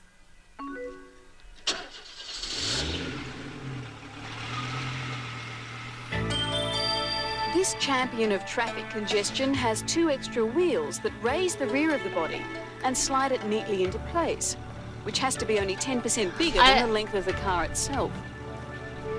I feel like more people need to see this. I'm gonna cut this segment out of this show, and we're gonna watch it tomorrow on stream, because this is just fucking cool. This is a fucking cool thing. Again, I don't give a shit about cars. This is just interesting that people were doing this in 1989.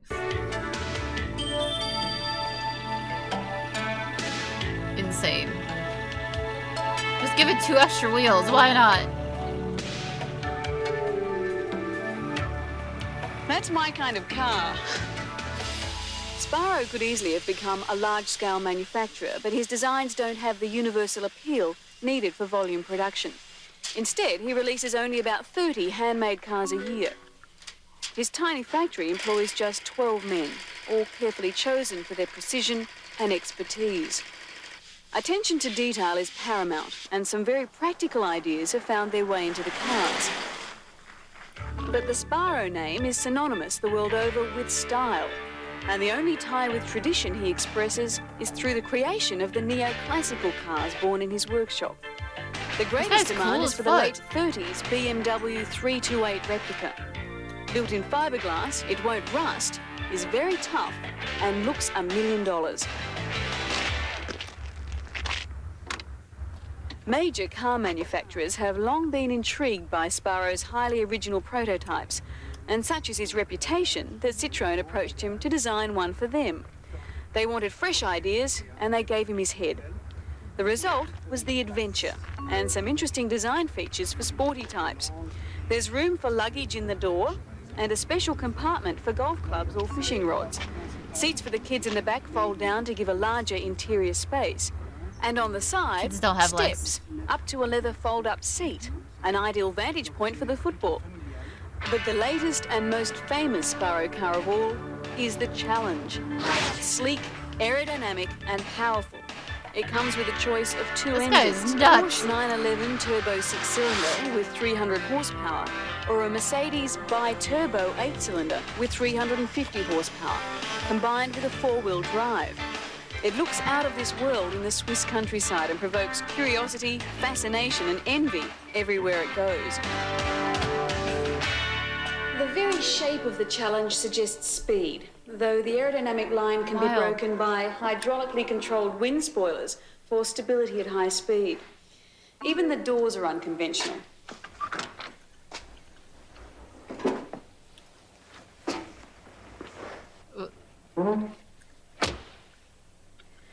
As you'd expect, the interior is the height of luxury. The finish is too all low. wood and leather. You're way with too state-of-the-art music machines. How do you see even anything? cameras and television monitors, though not for the uses you'd expect. Gone are the days of rear-view mirrors. In their place, a camera mounted on the back of the car, which will zoom in or out, providing the rear-view image on monitors set either side. Technically brilliant, with superb styling and finish, it really is the stuff dreams are made of. And although most people will never be able to afford one of these models, we could well benefit from Sparrow's genius in the future, because there's no doubt that some of his ideas will find their way into production cars within the next 10 years. And possibly one of the most revolutionary ideas to come from Sparrow is this new approach to the wheel. Although this first example of the hubless wheel is designed for motorcycles, it could be easily adapted for high-performance cars. The idea behind the hubless wheel is really very simple. In a conventional wheel, all the forces are channeled through a tiny bearing in the center. What Sparrow has done is eliminate the axle and enlarge the bearing till its outer rim becomes integral with the wheel. Zone, I gotta show you a car. I wanna clip this because this is like, these are future cars from '89. I just have to show you one. The one in the beginning is jaw-droppingly bad. You just have to look at it. Watch, look at this car.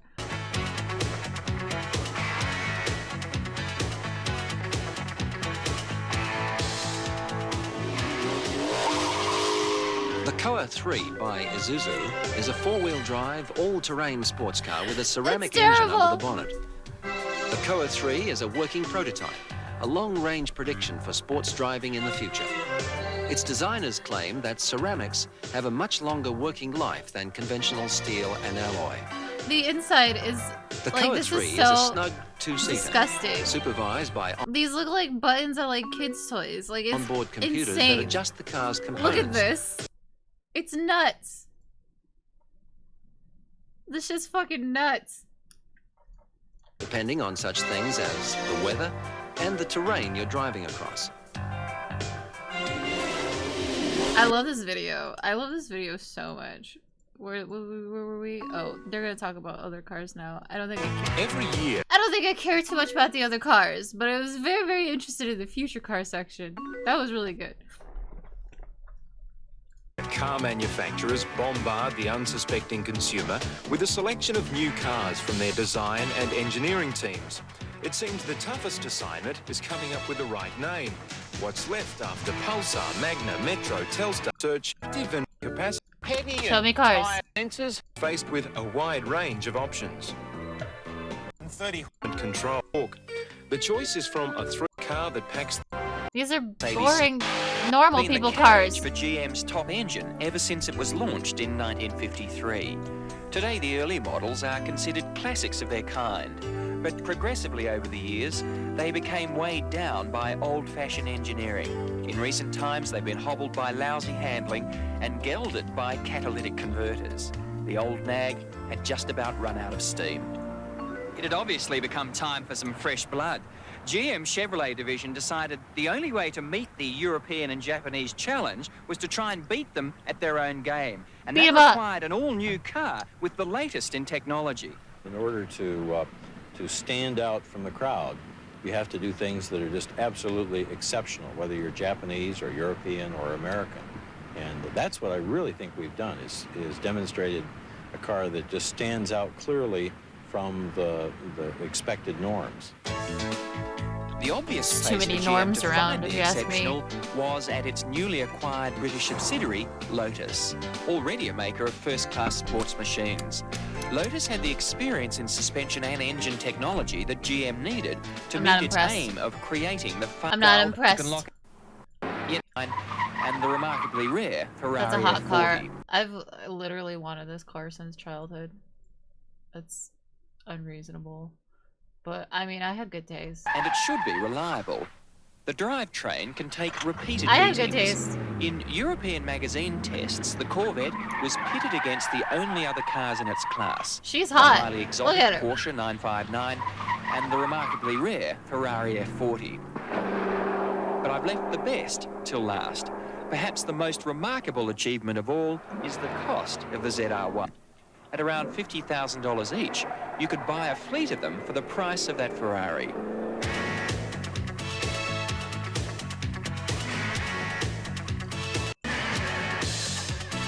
Car system, so that's Blah, blah, blah. this is a Stuff that goes inside a car. Blah, blah, difficult blah. version models like this Carrera 4. Yet, 4 years since its release, the 959 still waits to be surpassed. It's more like low-level flight than Looks like a driving frog. car. The Porsche 911 competing in the grueling 1984 Paris-Dakar Rally. But this was not all 911. Beneath its skin, the beginnings of a new car, the Porsche 959. Only 200 of the 400 horsepower twin-turbocharged car will ever be built. Just enough helmet vehicle and have pro-designed track Porsche.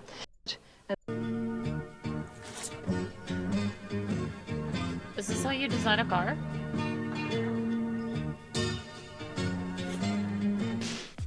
Okay, fucking But art aesthetic student. aside, it's on the road that the car shows off.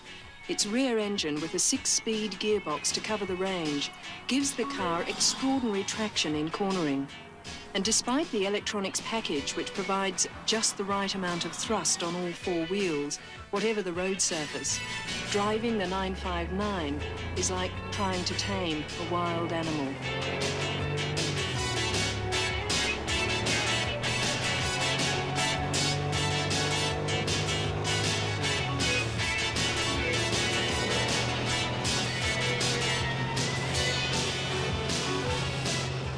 And just for the record, all 200 vehicles in the limited edition series have been spoken for. Damn. You're shit out of luck, chat. Whoa. What is that? Street legal sports car in the world. It's so dark.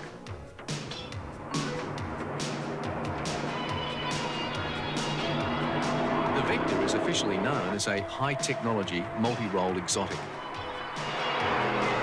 It's designed to be docile enough to go shopping in, but It's on so weekends flat. you can campaign it successfully It's like a in pancake. super-modified sports car races. The fact that it's 2 cars in one perhaps helps you swallow the $200,000 price tag.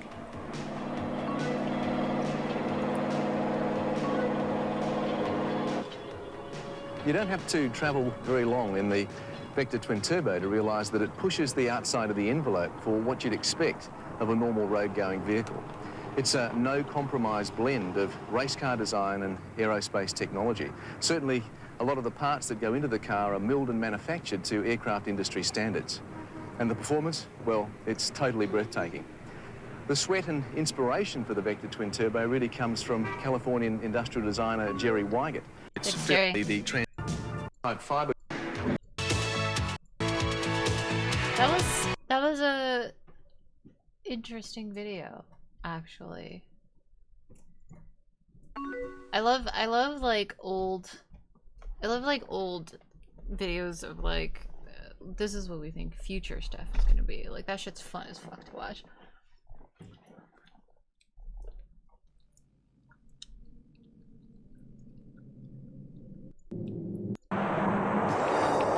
Right then, thrill seekers, here we go. We've got some amazing insider information for you game wizards.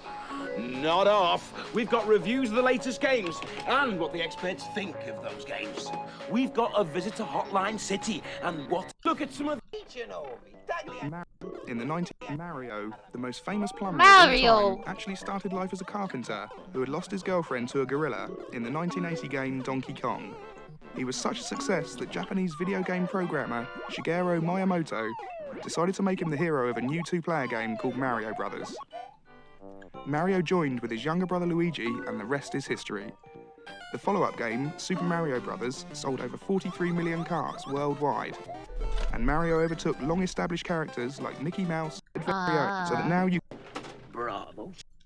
A magician takes power Mario burst. The FX chip allows high-speed action game computer. I mean, you know, it's 18 minutes. Who doesn't want to watch 18 minutes of things that you already know about and have known about for, you know, centuries?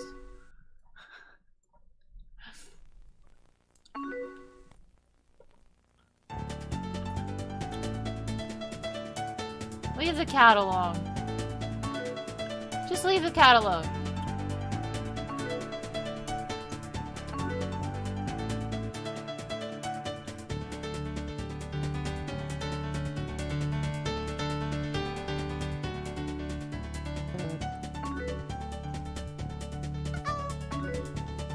Howdy, gamer.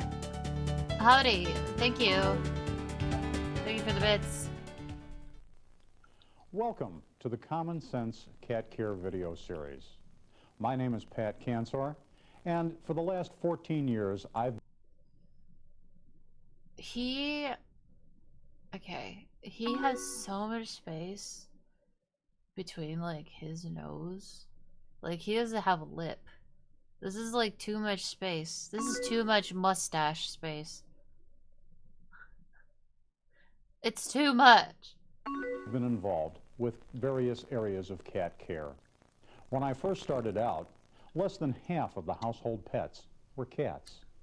The latest figures show that over 62% of companion animals in the household are felines.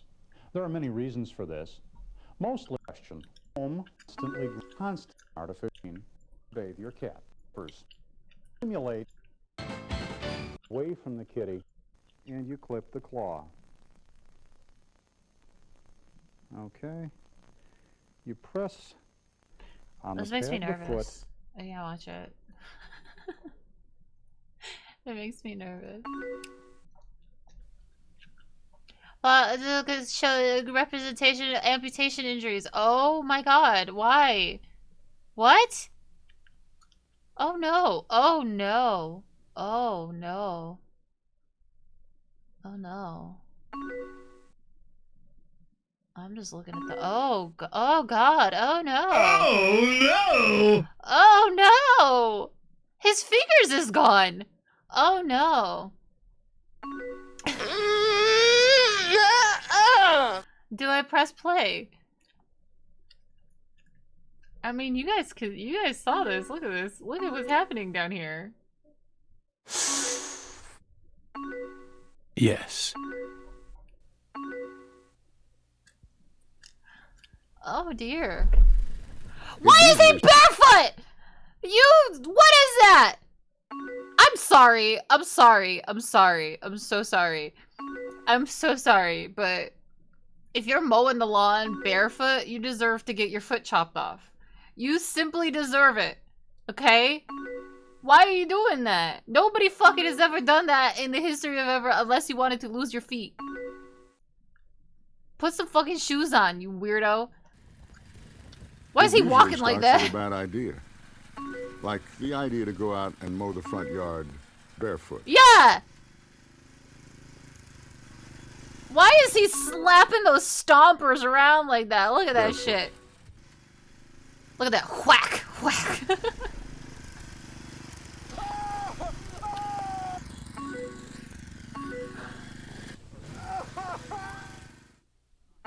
The idea not to remove a piece of jewelry.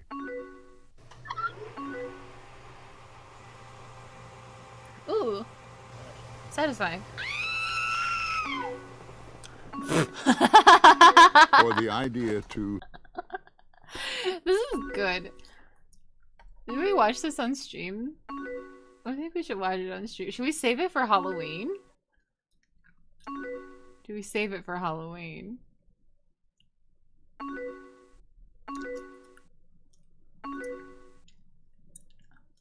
I mean, obviously it's a dramatization. I don't think we're gonna watch anybody actually chopping their fingers off, but ooh, Halloween. For Halloween though. Disable protective equipment. What starts out as a bad idea can lead to a loss of a part of yourself from an amputation injury.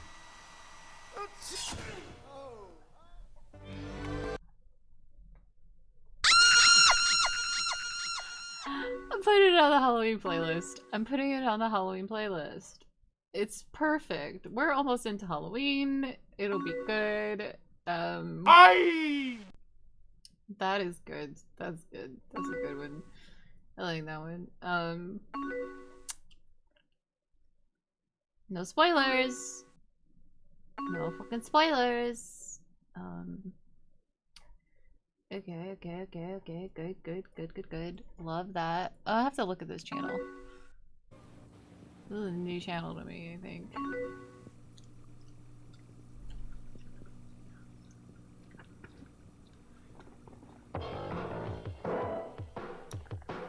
Is this a, are they gonna carve ice or are they just gonna punch it? Oh, shit. Yeah!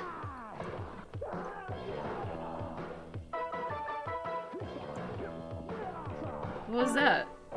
What am I looking at?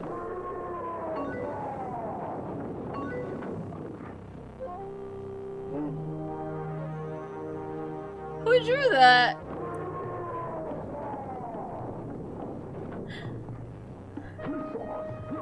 Bro, what? Hi, I'm Nancy Jo Riga for Hi, Parade Nancy. Video, and I'm here with Grand Master of Martial Arts, 8th degree black belt, Bob Fabre.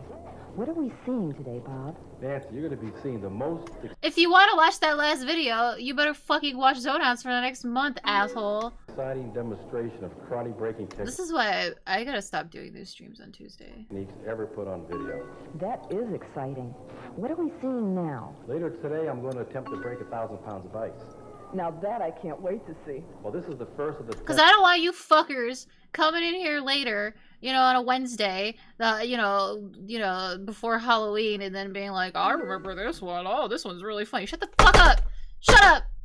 Just watch it and shut up when it's shown to you. 10 slabs now being set up. Each one of these Sick of you slabs weighs people. approximately 100 pounds, and when they're stacked up, they'll have a pile of ice to go through at about 8 foot high. Wow. Well, let's look at some of the other action that was shot earlier. I could do that. How thick is that wood, Bob? Well, these brown belts are breaking 2 1-inch thick boards.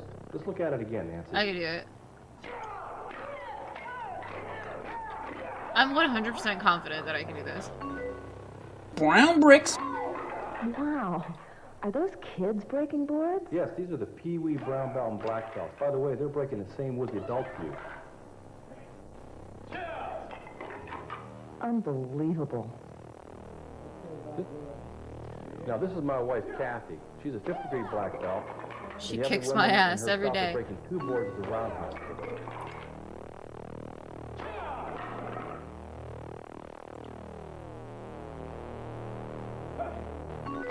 Gee, that's a lot of power.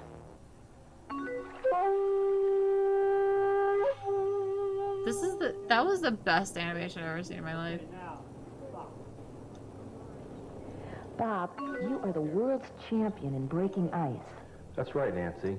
I hold 3 world records, that of 1,000 pounds, 1,100 pounds, and more recently the 1,200-pound ice break.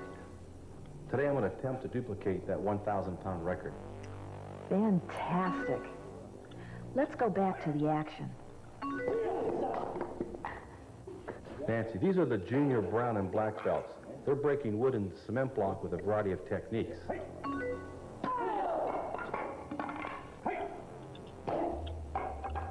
And this is the elbow strike on a cement block.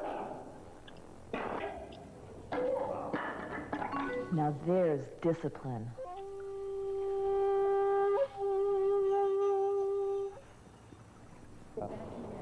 Do you think he drew that himself? Starting to get pretty high, Bob. Do you think he drew that himself and like was so proud of it? Up on there now. It was like, it's got to be the transition to my video.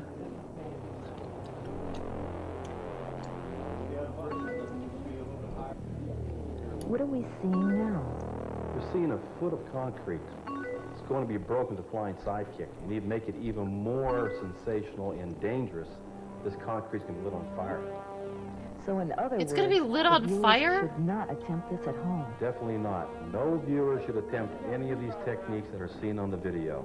They're not tricks, Nancy, or stunts. These are legitimate breaking techniques. And to have these techniques work the way they do, it takes years and years of training and coaching. I don't know about all that.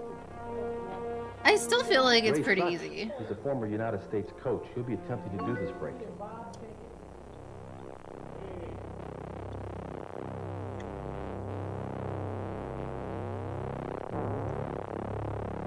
What if that guy's hair burned off?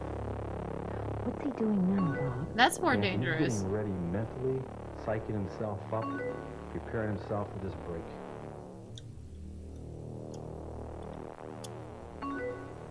Fire!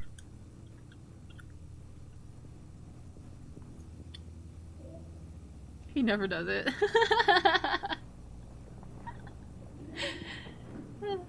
There he goes. He just fucking kicked that guy in the heart. He's okay. He's okay. Let's see it again. Nice Let's shot. watch this again. That was sensational. Great job, Ray. This is so awful, but I'm like loving every minute of it. Good shot of him. Really good job, guys. Look at that impact. I can't tell.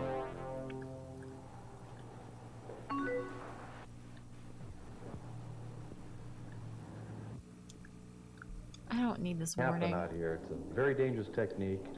I've been knocked out from the force of the strike. I've had slivers of ice go through my body. Anything can happen.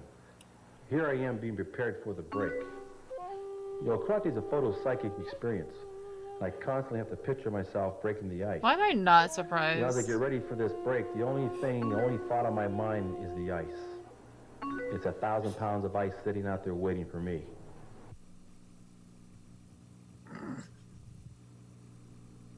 This video is awesome.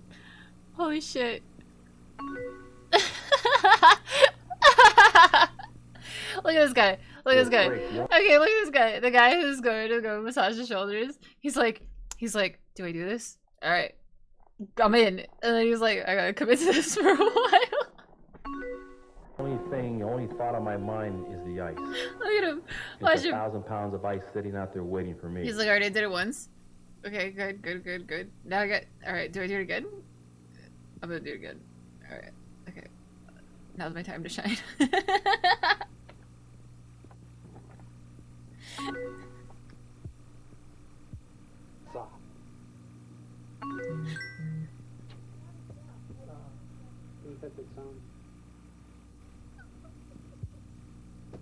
Stop touching him. Stop touching him.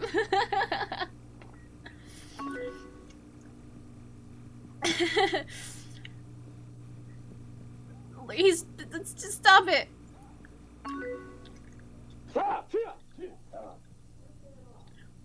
Oh, there's Kathy again. Is that his Yes, wife? this is Kathy. She's going to be doing a 4 cement block break with a heel kick straight down.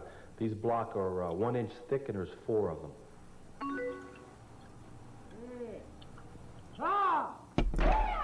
I could do that. Now this is Carol. Carol's going to be doing a elbow strike through 4 cement block. You believe that? Elbow with her elbow? With her elbow.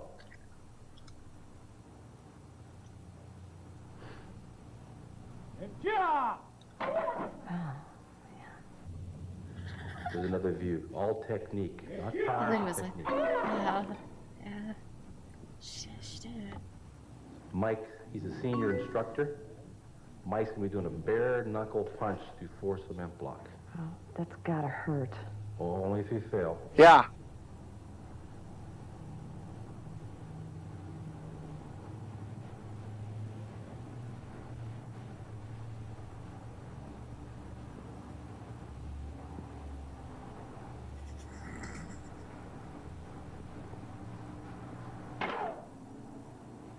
Remarkable. Another senior instructor, Bob's going to do 2 cement block on This is end. like my favorite video ever.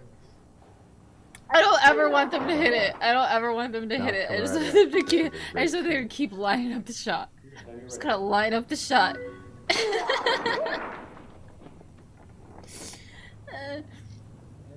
Oh god. Oh god.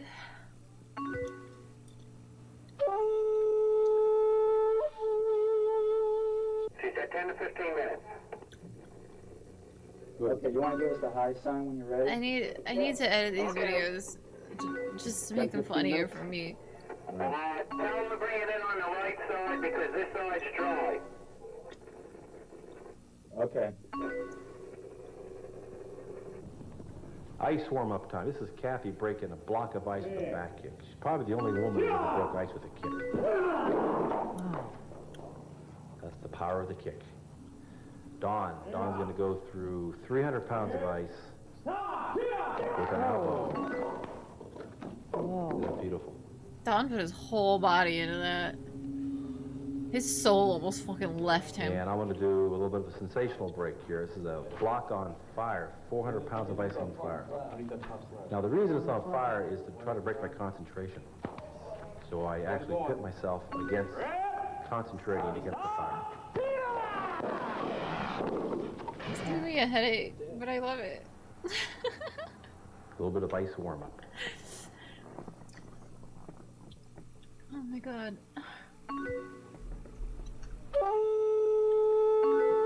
Do we watch this on stream? How long that ice? No.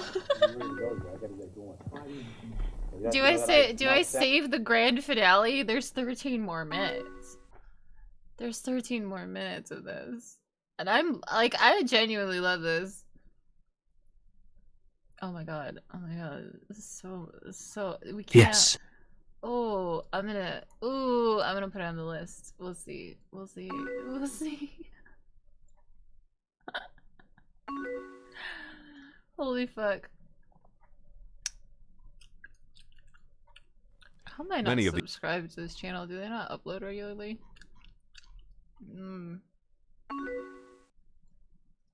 Short clips. Okay.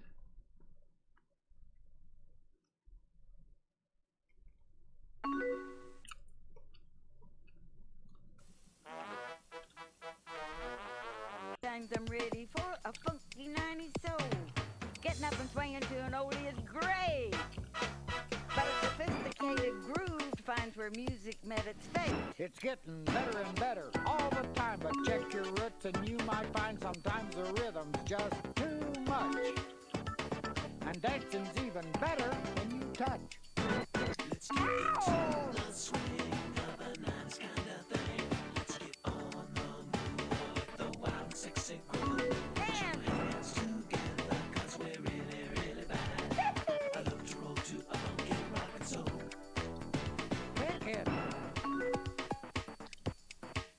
Let's dance. Dance, dance, dance, dance. It all started with Charleston. Then the Lindy had its chance. I remember when a good time cost about 10 cents a dance. The swing came along. It sounds like a freestyle song. Oh my god. Then Dirty Dancing had its day.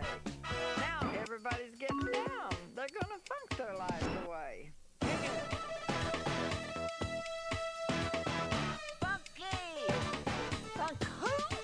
It's getting better and better all the time, but check your roots and you might find sometimes the rhythm. I'm trying to carve it out of my brain right now. Dancing's even better when you touch.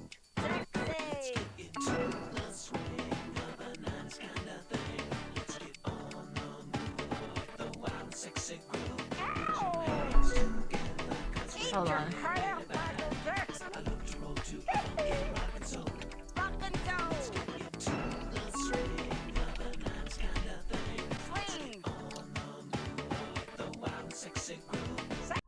I might be wrong, but hold on.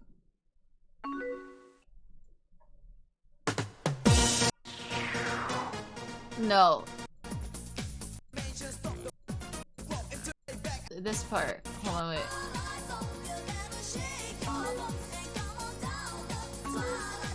That's what it sounds like. It sounds like that part. Fucking 2 Unlimited, just ruining my life all day, every day.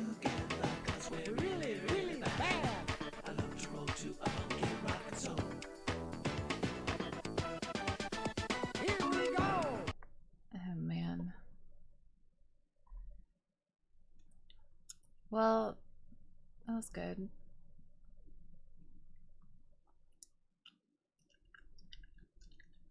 Oh, this is interesting.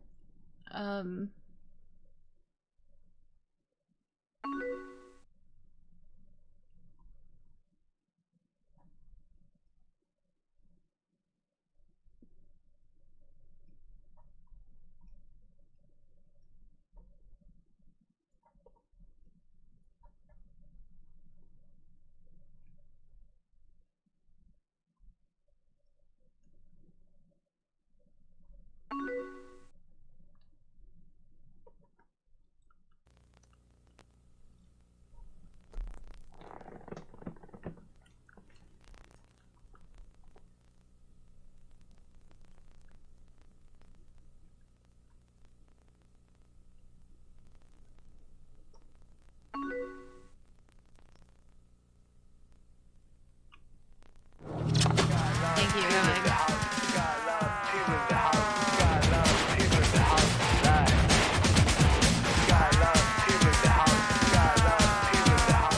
Congratulations on your purchase of a Hyperlight wakeboard.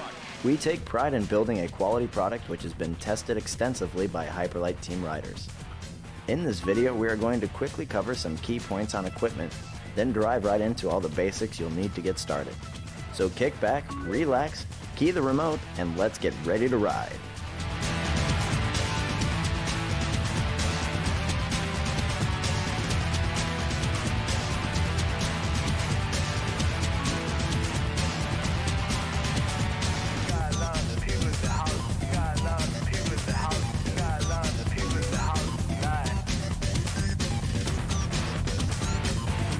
Why is that guy wearing a fucking hat? Why is that guy wearing a fucking hat?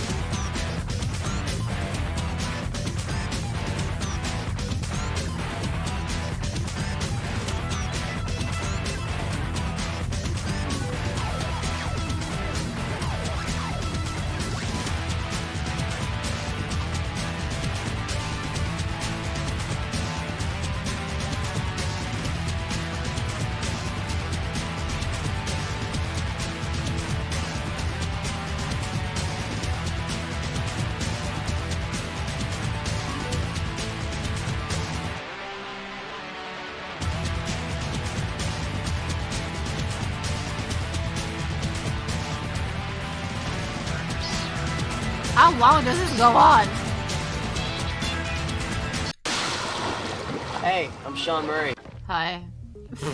Bye. Regarding your stance on your board, there's no wrong or right way, just whatever feels comfortable for you. On my board, I ride about 20 inches apart, and my front foot angled a little bit more than the back. Hey. Your single most important decision in learning to wakeboard is your stance. Stance is how you stand on your board. Riders just getting started should place their bindings shoulder width apart. Most people who are just getting into wakeboarding will usually start off with an adjustable boot like the Split because it offers a broad range of foot sizes. Oh, okay. With 3 easy Velcro closures, you can tighten the Split boot to fit your foot perfectly.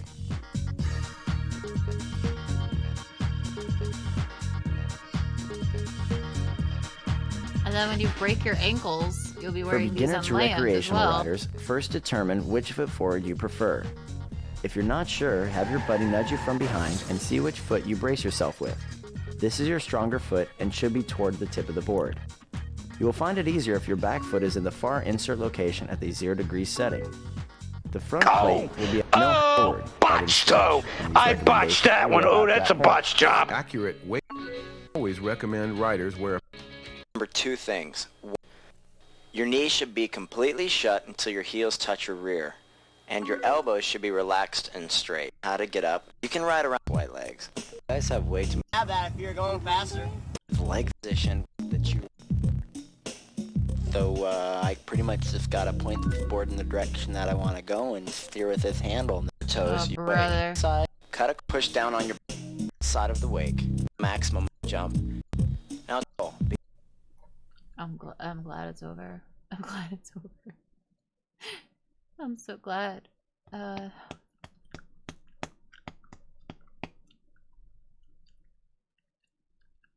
to play guitar in the style of Nirvana. We don't need that.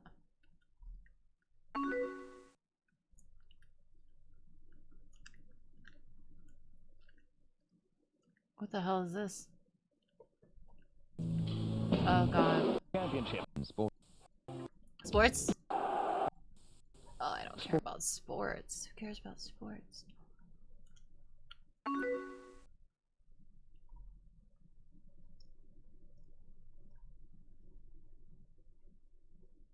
Hanging out at the library with your computer and nerd friends in 1982. Hell yeah! Now you're in trouble. Yeah. Who's S for search? Right. No, it's not a trap. It's a treasure. Maybe. These kids love computer.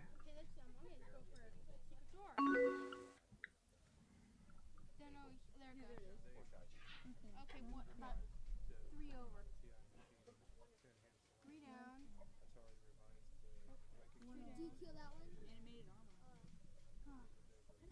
armor. You don't kill it. What are they playing? Yeah. The fuck is that? Okay, don't go in there. Wait, why? What? Why? Yeah. You'll die. There is salamander that breathes fire. And you cannot. Salamander. Okay. He won't. But there's no. You want to die? Alright, just go for it. There's no other way. Go for it, man. You got 100%. Yeah. Go. Just go up. There's no other way. Just a. I just drank a healing potion, right? Oh, it's Super Mario Brothers. Did he? Oh, you and you didn't believe. He's 5.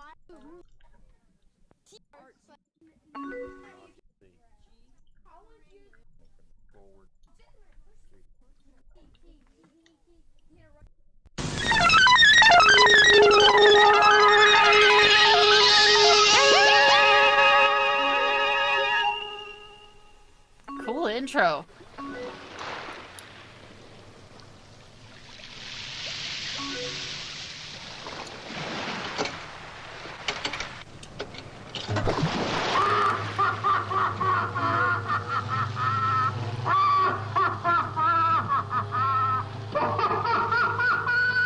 Is he okay?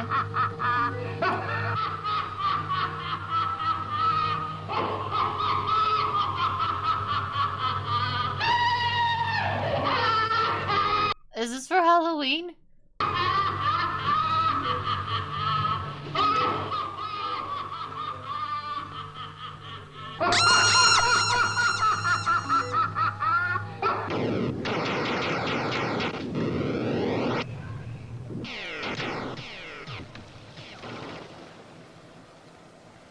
He's dead.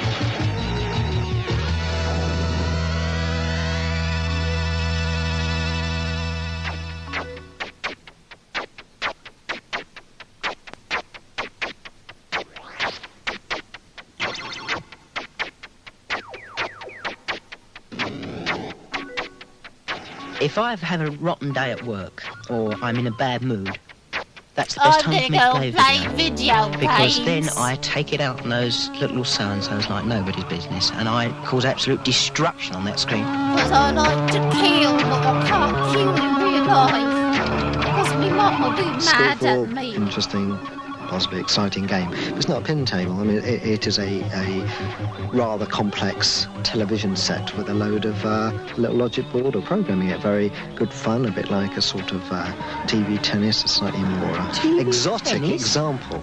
You can't call... No, I'm sorry, I'm not having it. You cannot call it TV tennis. It's very, very complicated. Comparing it with the first Space Invaders, they've come a long way. Very complicated.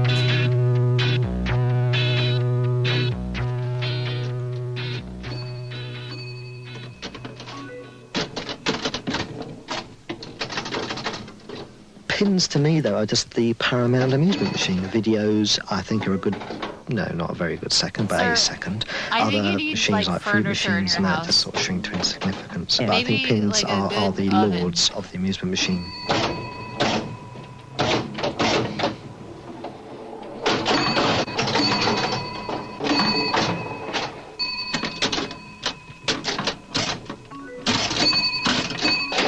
It's a phenomenal machine because as you score on the top and through the targets, you get this piece going up that lights, and basically the idea is to get the top unit as high as possible.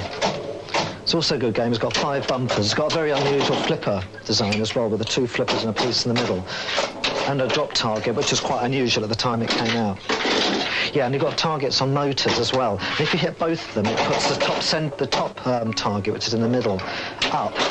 It's a drop target, basically, which is common now. So, as I said, I've just got it up then. And I'm on warm and hot. And each time when you get on hot, you like the top bumper to give 100 points, which is a high score in a machine of this sort of age. Hot.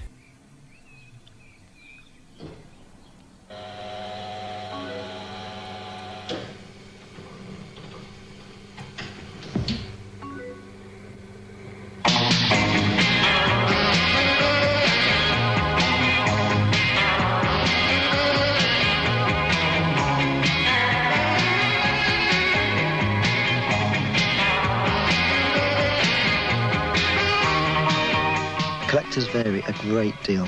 You know, they collect machines purely because they're valuable. It doesn't matter whether they're good or not, you know, purely for money. Oh, yeah. Then you get a really good collector is into pins. Into pins, that's all they're into. Guys like you give sexual deviance a bad name. No one calls it pins.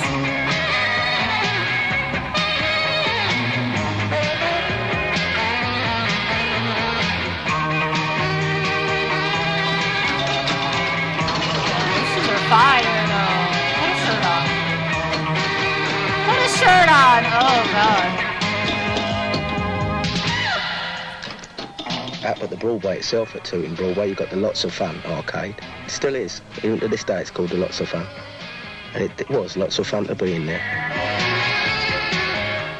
They used to have, I think they would have about 30, 40 machines in there. But it was terrific, guys. Terrific.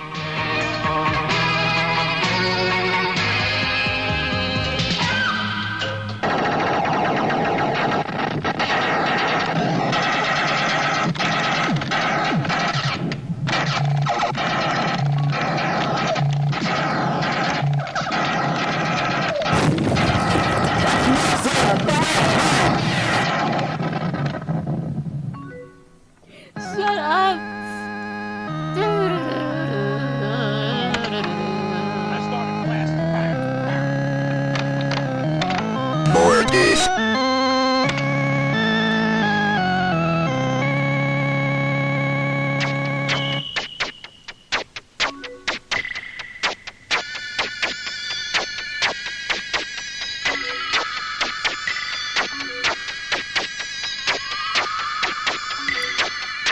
don't think I learned anything from this video. Am I supposed to? I don't know what's happening, really. This is a good song.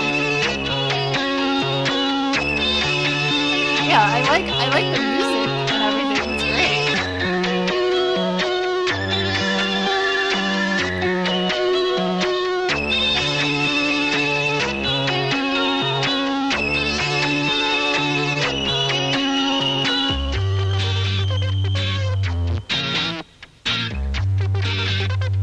What song is this?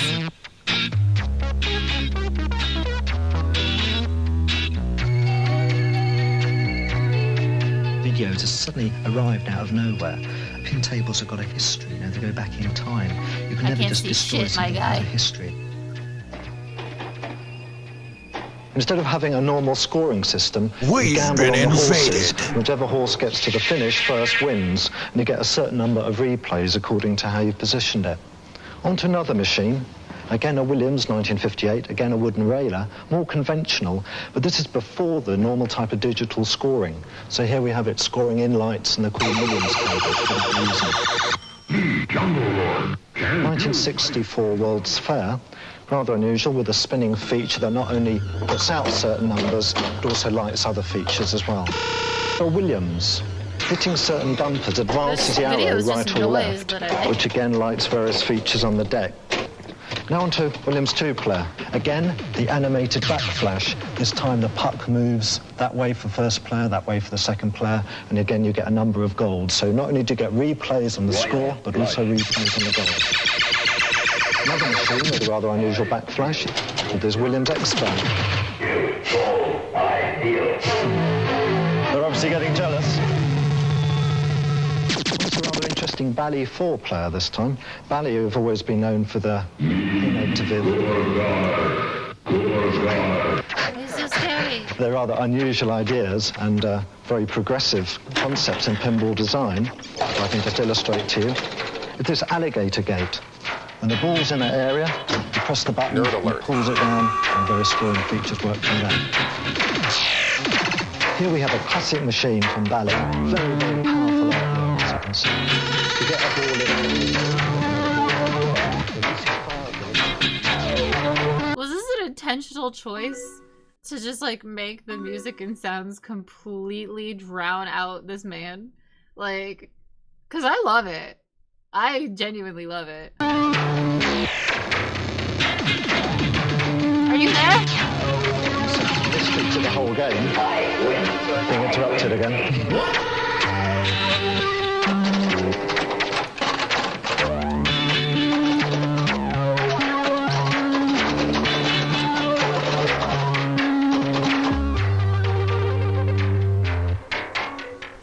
I kind of love this. Should we watch it? Wait, it goes back to that guy who we don't like. You're just fighting against antiquated machines. It's just like a glorified music video, which is kind of awesome. I kind of love it. Kind of love it. Genuinely kind of love it.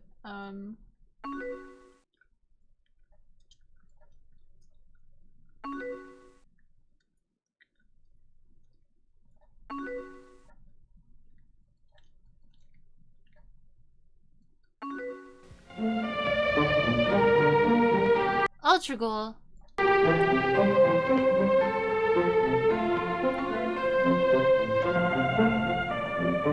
Detroit, the Motor City. Its people secure in the knowledge that they are guarded by the Scientific Patrol and Ultra Ghoul. But in another part of town...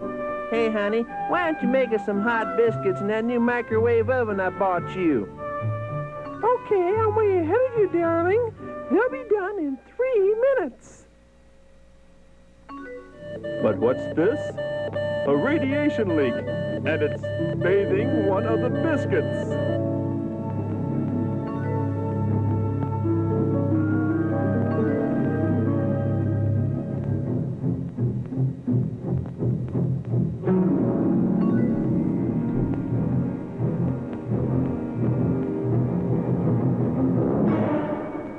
Holy cow! An abominable dough man! Take that, you biscuit eaters! I better call the scientific patrol. A dough man, huh? We'll take it from here. The dough man's headed downtown. What does that tell us? Maury? Yeah, he's not carrying a lot of cash? No. Gulodo. He's probably going to take over the city. That's my guess. And I'll bet he's headed for the highest building we got. But why, sir? Because all the monsters we fight do that. That's why. Now I want you two to get out there and stop him before he gets flour all over the Rensen. Right away, Chief. Right, Not the Chief. Rensen. That's where they have anime conventions. No. There's something you don't see every day, Chauncey. Eh? What's that, Edgar? Big white blimp coming down the street. Oh, I don't know. Goodyear may be advertising a sale. You're probably right.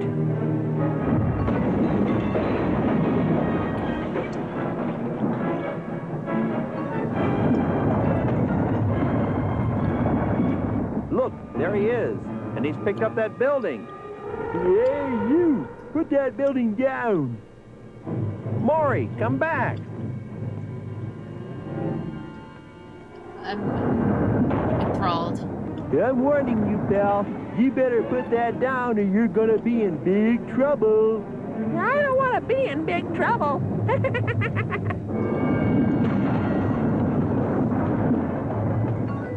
This looks like a job for Ultra Ghoul. Why did they make it? With Maury out of the way, Gulodo slips into a deserted Tiger Stadium and becomes Ultra Ghoul and leaps into battle. What does that mean? Wow, did you see that? Right in the old breadbasket. Oh, I'll bet that knocked the stovetop stuffing out of him.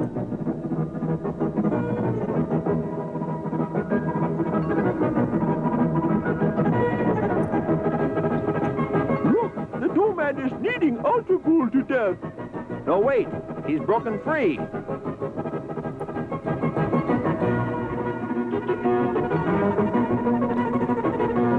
Holy smokes! Ultra Ghoul is rolling out the dough man. Look out behind you, Ultra Ghoul. Oh! Leaping lizards. The dough man rolled up into a big crescent on Ultra Ghoul.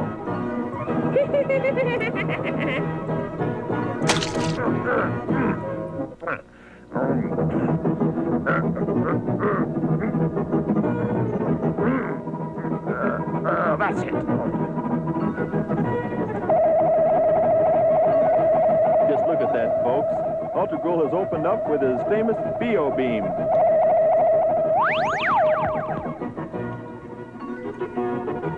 And there you have it. The dough man is done for. Flash cooked by the Ultra Ghoul's armpit armory. I've got to get rid of him somewhere. I know. I'll throw him into the Bermuda Triangle and get rid of him for good. A crescent roll. A crescent roll is coming. A crescent roll? We didn't order any crescent rolls, Tattoo. Sorry, boss. I just call him as I see him. No one alive knows what this reference is. Be sure to be here next time when Ultra Ghoul has it out with a giant tub of soft margarine. Butter! Butter, huh? Okay. We'll change the script, guy. Don't get mad.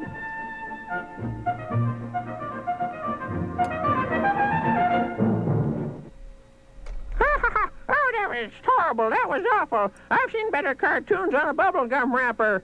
Oh, that was disgusting. I haven't seen anything disgusting since my Uncle Harvey dropped his teeth in his soup. Now that was disgusting. Oh, I mean, that was awful. Sorry. Wow. That was only 5 minutes long. Man, 5 minutes. Boy, 5 minutes is real different sometimes. Sometimes 5 minutes is 5 minutes, and sometimes 5 minutes is 5 minutes. You know?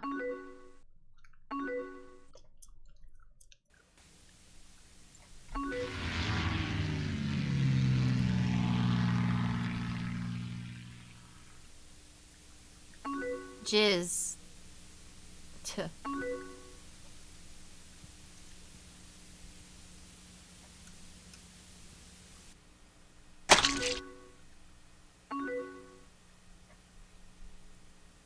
Yeah.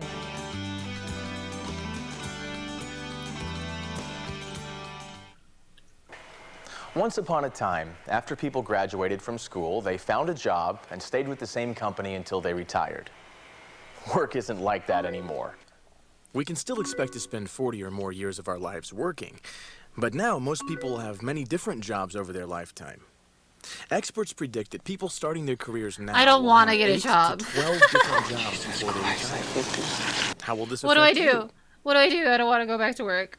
Each Oh of no. these jobs will present opportunities. Opportunities no. to earn money and benefits. I didn't become Build a famous experience and streamer. strengthen I'm skills. fucking done for. Learn new skills and I expand gotta go back to work knowledge. until I fucking die. And opportunities Oh, no. to advance your career. Each job will also present challenges. Will you be able to do the work? Will you get along with your supervisor and coworkers? Will you be able to balance your work life and your personal life? No! No job is perfect, but your ability to succeed on any job is mostly up to you. Oh, So make the most of your job opportunities. Learn to meet challenges and overcome them, and advance in I your don't want job or to. change jobs for greater career success. No! Leave me Employer alone! surveys have identified 3 top reasons why people lose their jobs or fail to get ahead. 1, they don't follow directions or get along with their supervisor.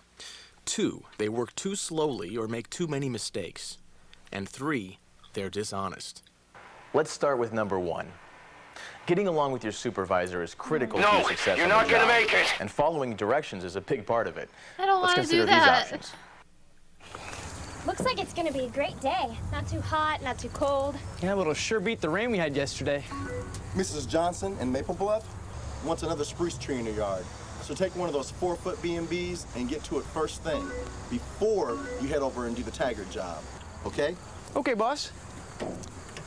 Isn't our afternoon job in Maple Bluff too? Yeah, I think you're right. Then let's do the Taggarts first. We'll have that spruce in by early afternoon. That should be good enough for Mrs. Johnson. Yeah, sounds good. Let's get going.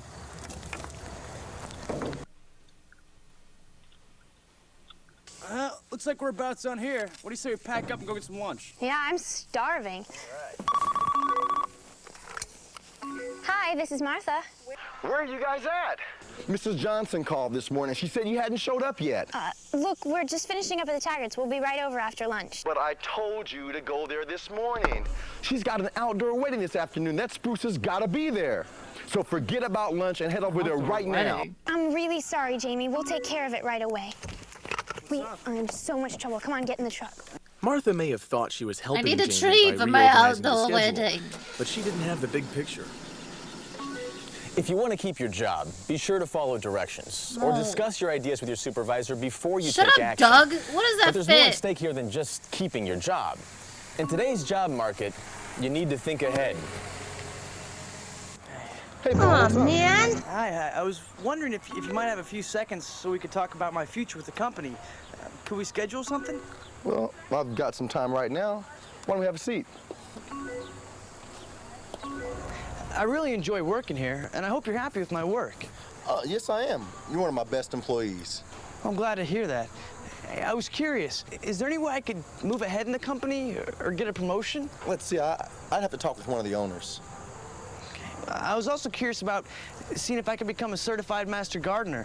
Are there any kind of training sessions coming up I should know about? Yeah, there are. There'll be evening classes starting in September. No, I'm really glad you want to stay with us and grow in the job. I'll talk with Mr. Randall and we'll see what we can come up with. I'll let you know something by the end of the week. I hate Great. this. Thanks a lot, Jamie. I really appreciate this. I hate it. Experience shows that if you can't get along with your supervisor, you can't succeed on the job. Why don't you take a few minutes and think about your own experience? Why'd you take a few minutes and think about those follow fucking directions? pants that you decided to Are you wear? friendly and respectful toward your supervisor? Have you asked him or her how you can get ahead? How am I ever gonna go back to work? Like, I don't know if I can do this again. Holy shit. People also lose their jobs because they work too slowly. Freeze! Slow workers produce less and end up costing their employers more money. They also set a bad example for their coworkers. Other people lose their jobs because they make too many mistakes. Although they may work quickly, the quality of their work is poor. It usually causes extra work for others, and it costs the employer more money. Both these employees have poor performance and are costing their employer money and productivity. Do they remind you of anyone? Maybe even yourself at times? If you want to keep your job, it's important to perform well. And that means pacing yourself, working as fast as you can manage without making mistakes or burning yourself out. It's also important to take scheduled breaks throughout the workday. Look at this crowd! Just make sure that it's okay with your supervisor and that you don't stay too long. These are some things that you can do to keep a job. But what can you do to get ahead? Employment experts recommend that you look for measurable results in your work. I gotta get famous. Have you saved? I Are you can't do keeping this. track of Years. New employee, and I'll be got this new work. So the police? However, about your I can't do this again. You can profit. And if you, as an employee, can't contribute to any of the official money, shut up. Sorry, I'm fine. Everything's fine. Everything's okay. Ticked off is when people tell me what I think. I hate when people tell me that I'm smart, or I think I'm smart, or I think I'm beautiful, or something like that. People don't know what I think. What makes me mad is when adults stereotype teenagers as being all the same and having all the same problems as when they were young. And really, we're all individuals with our own individual problems. Thank you for what the really engagement. Ticks me off is when people Thanks for the rumors gift. about me and they don't know the facts.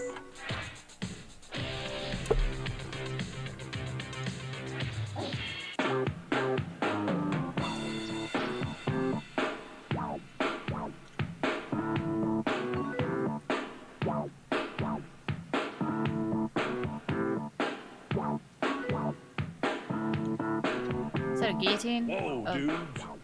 You don't need a coach, and you don't need a gym.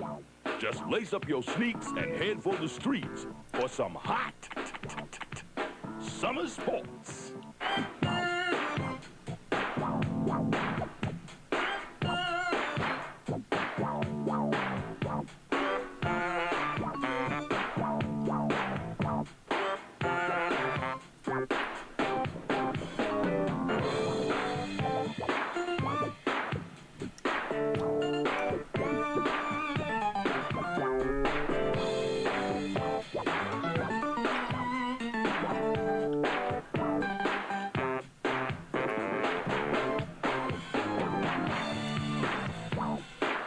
I can't see what's going on. Stop. I think I had a sweater like that when I was a kid. It had like a little fluffy cat on it.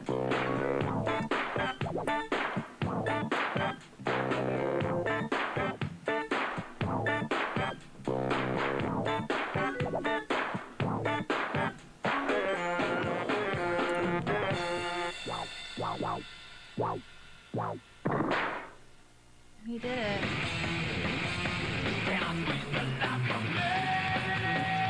Is this allowed?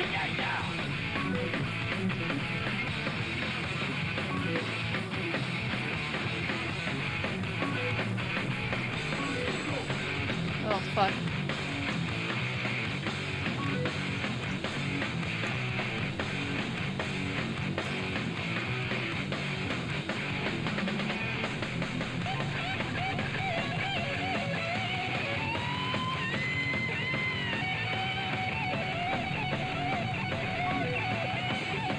Freak. What is this video about? I'm confused yet again.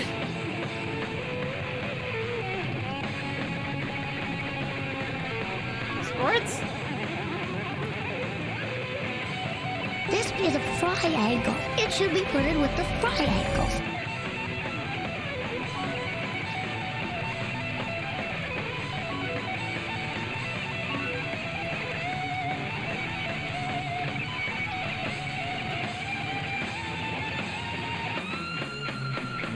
Hi, I'm Joe from Etzel Ford High School in Dearborn. You're watching Club Connect. They're from Listen up. Michigan.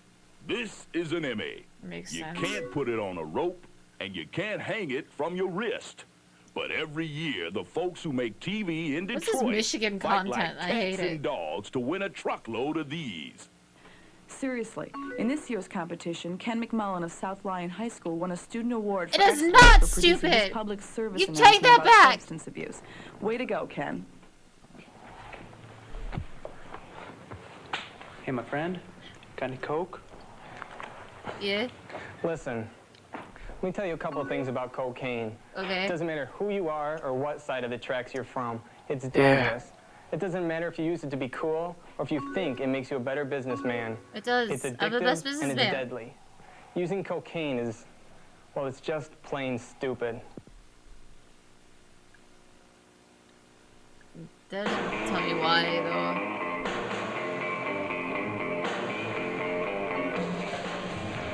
I hate Tom Hanks.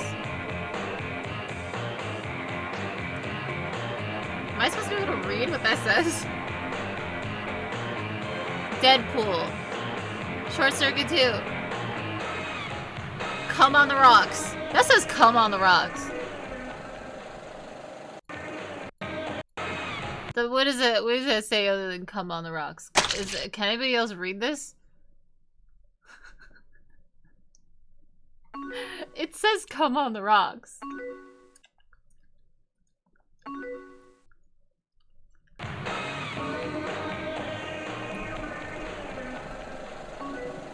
Arthur 2, come on the The rocks. greatest science fiction story of all time. Isaac Asimov's Nightfall. In the distant future, a planet of eternal light faces extinction. Flames, the darkness, madness, people. Was it excitement and fear of the unknown? A journey into the dark side of the soul. Nightfall. I thought the movie wasn't that good. It didn't have that much entertainment, action, or anything. And I like scary, action-packed movies, and this movie wasn't suited for me. This child is too nervous I thought to give this his movie opinion. was confusing. It wasn't entertaining. There was no action, no violence, and a lot There's of no things didn't violence. make sense to me personally. How am I supposed to enjoy it if what there's he no meant violence? To make this movie, I have no idea, and I would surely like to ask him why he made this movie, because I don't know. I would not recommend this to any of my fellow classmates or teenagers. You know, I might buy my grandparents 2 tickets. You had to be into that to understand it, be into either faith or real science to understand this kind of movie. I thought that it was, you mean you would catch it and then it would go on to something else. And then you would catch that part and then you get missed again. You would miss it and it would catch on to something else and you wouldn't know what the movie was talking about or what it was doing. Nightfall. Rated PG-13.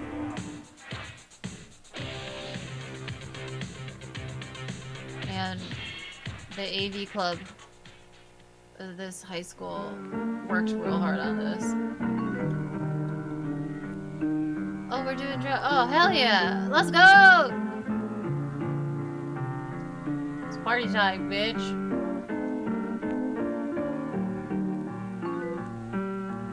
He's gonna die. R.I.P. Oh, there it is. There's his grave. A child has died. Pay for music, never legally download. True.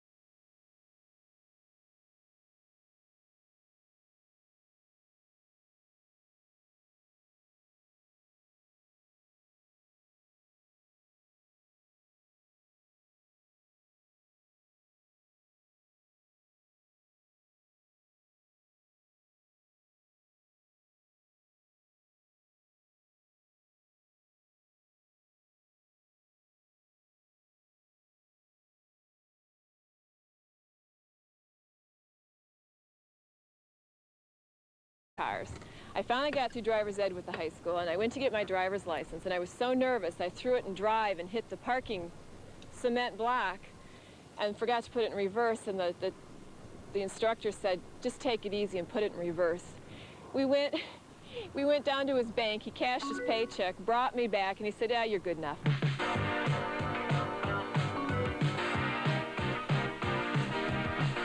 If you had told me 10 years ago I would be a test driver, that I'd be a good test driver, that I would graduate from college, that I would accomplish some of the things I've done, I would never have believed it. This job has really, it's made me grow up. It's made me be more responsible to myself and to other people. It's been a good job, and I value it. I value it for that.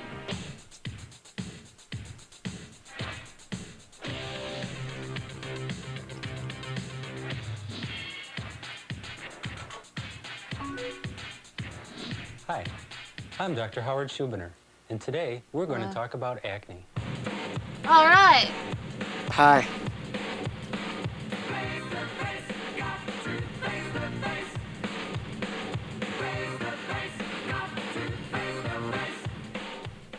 First of all, why do teens get acne? Why? When puberty hits, teens' bodies change in big ways. Oh. They get taller, heavier, stronger, and grow hair in all sorts of places. Like Along their with feet. that, they get changes in the skin.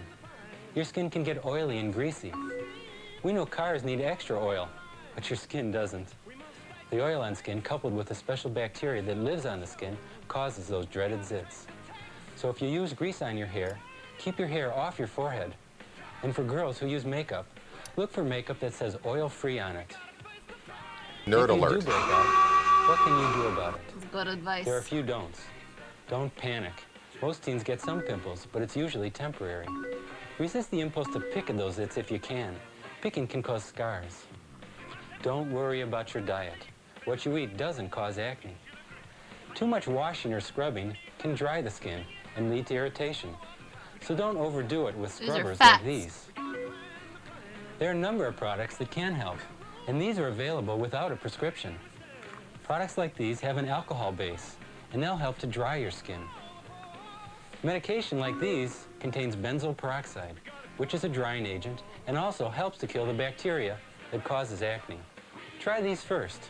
Use small amounts every day or every other day for about a month or two. If you're still not satisfied, see a doctor who can prescribe other medications.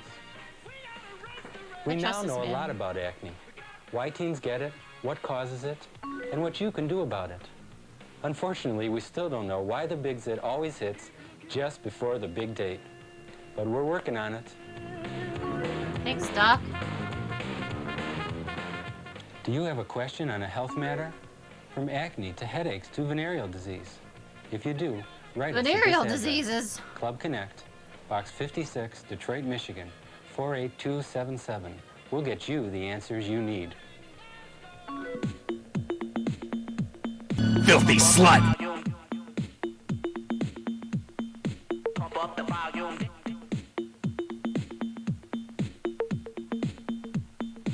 When the music is hot, I wish these lips had legs. These kids can dance at DeSoto's, but I'm out of here. Yo!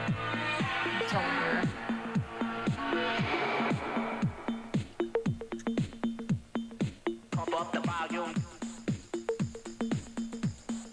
Pump up the volume.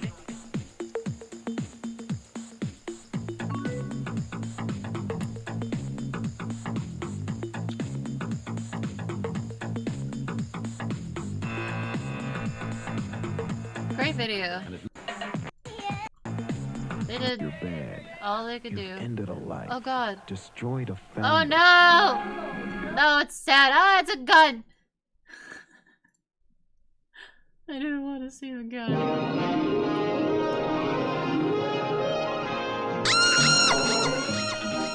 We're not watching The Flying Nun.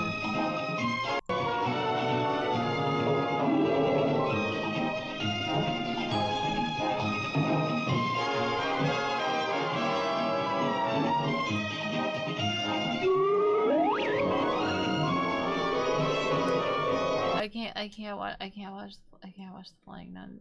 I can't do it. I can't do it. Shopping at Walmart in 2005 on Black Friday Part 2. 130 pounds. It's so long It has ago, a guys. Crank on the back. Hello. It has a crank on the back. Crank. There stops. Mike. Yeah. Stop following that All lady the, around. Big ticket item.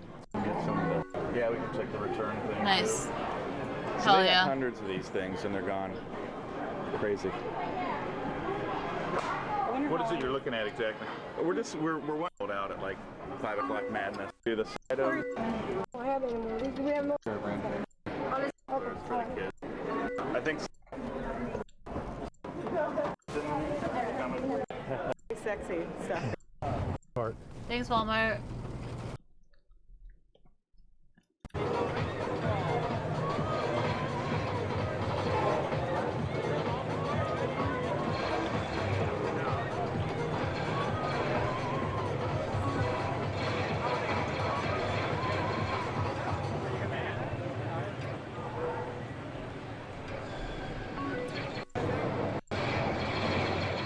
Wow, it looks amazing.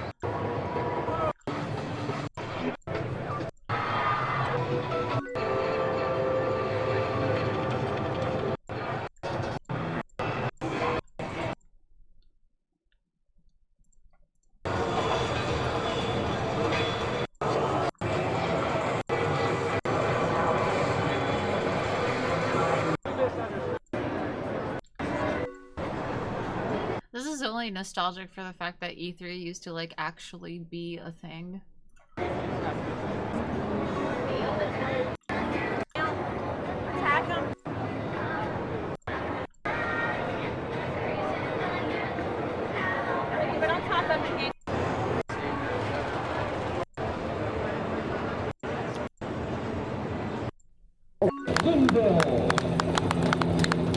From Philadelphia, Pennsylvania. Okay. There were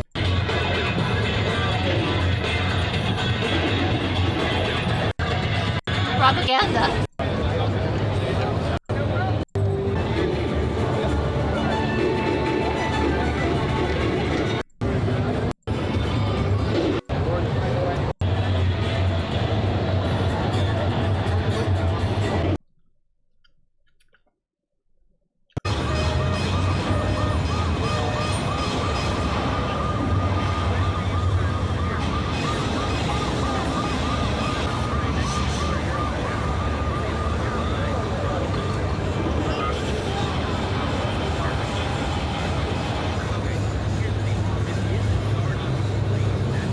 There it is. GTA 6, everybody. What do you think?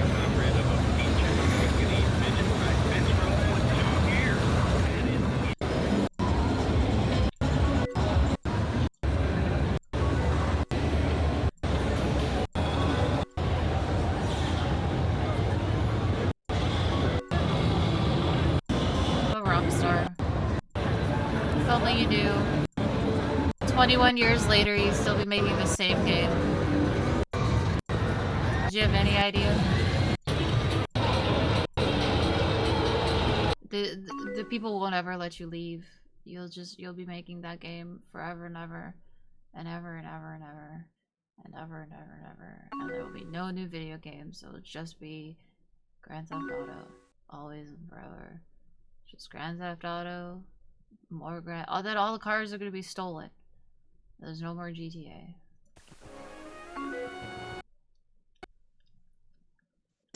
Getting a haircut is way more fun at Six Flags Roller Coaster Cuts at Blueback Square. It's where you'll find great haircuts with all the thrills of Six Flags. This place is awesome. It's a full interactive experience. You'll wish we'd have been around when you were a kid or when you still had hair.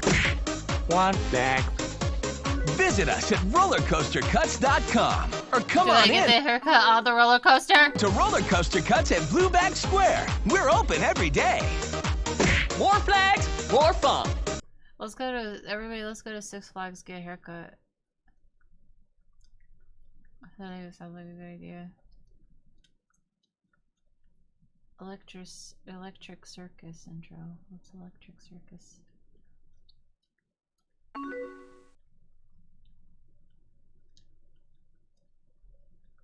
Well,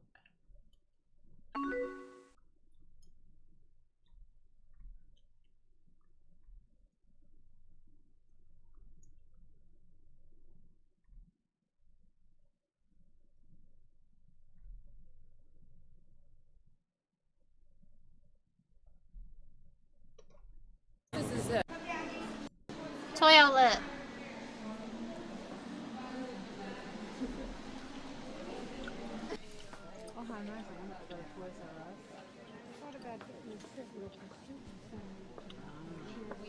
This is such fun, and they work.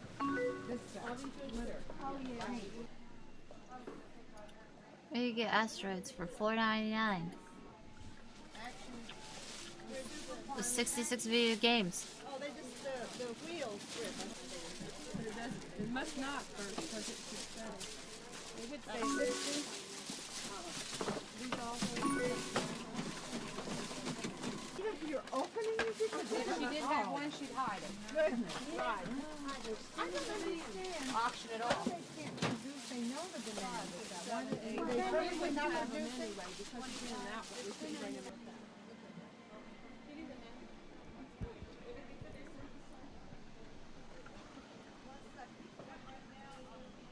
ColecoVision Atari. You can get a Cabbage Patch doll. You can get our ColecoVision. This is one example.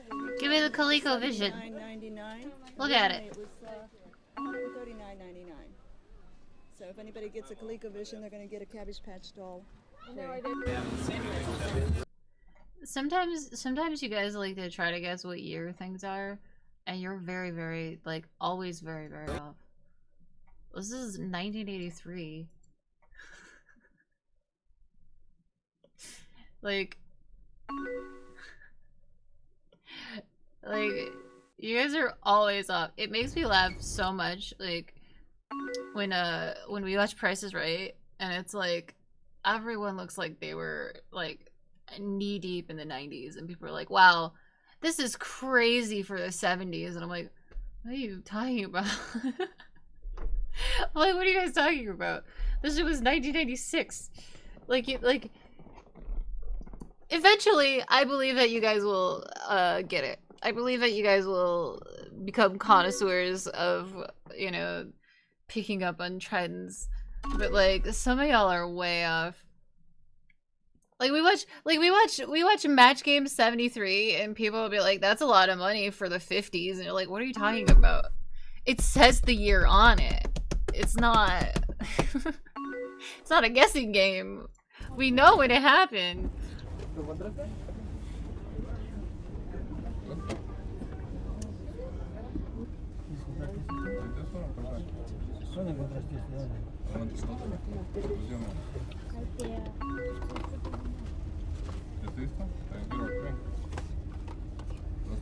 No, those two, these two, please. No, I don't like this one. I like the robot. It's pretty cheap. When they cost $35, then yeah. I thought the 73 was just a funny name. Nope. It's more than that. Because then there's Match Game 74. Guess when that takes place. Do you have to reboot it? Yeah, but I didn't close this out completely yet.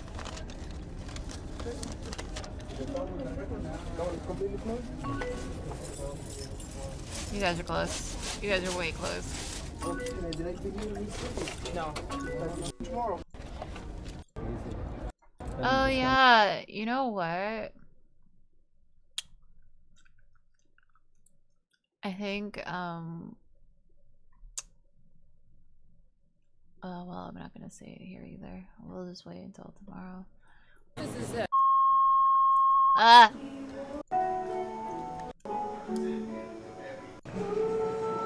What's your favorite game, guys? Grandpa 3, Grandpa 2.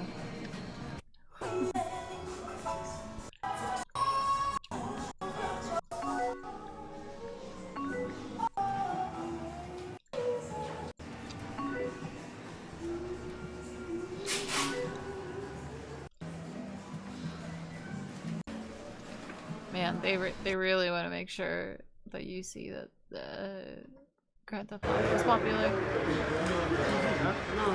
Oh, really? Yo, how long it takes to scan the thing, man?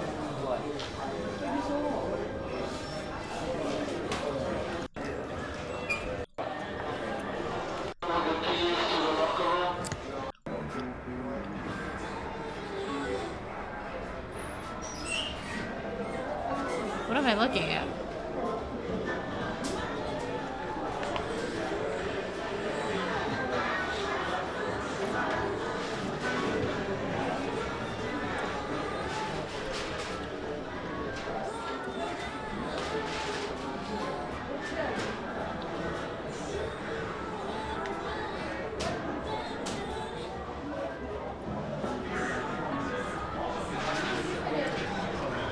They look awful.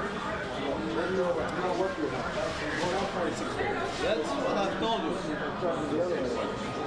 Steve. What one do we have? I think this one we have.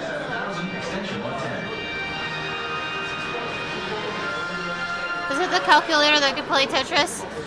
I want one.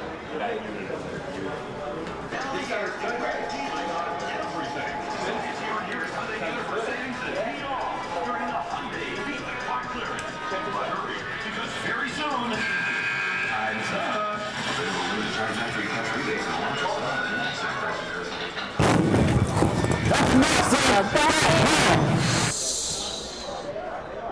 This is a serious video.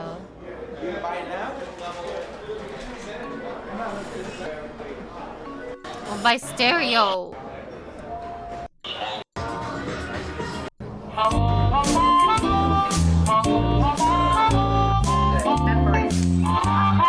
Hi, Jerry Springer. A little bit earlier, Shane. Racist relatives? You said that you didn't know any white men who were abusive. Not personally, no. Right. I would like you to meet someone who was. Oh, this was like just before Jerry Springer started to be like intentionally like starting fights. Like the beginning of Jerry Springer was like a legitimate talk show. Like the same as like Geraldo and like a Sally Jesse Raphael. It was like legitimate. And then it eventually became like so cheesy, and then they like intentionally started to script stuff. So there was like a point in time where Jerry Springer was actually like interesting to watch. No! No! No! No! I have one purpose. To come. Yes.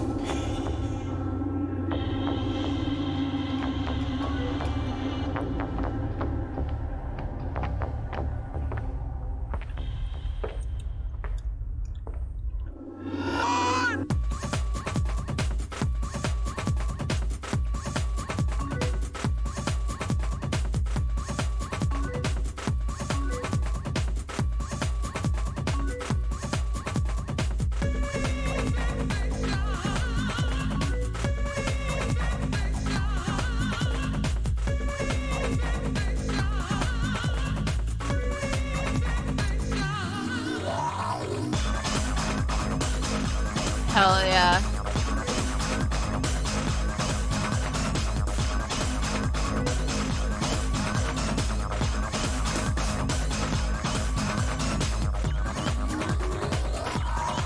I feel like there needs to be like a DJ out there who uses this like as their visuals.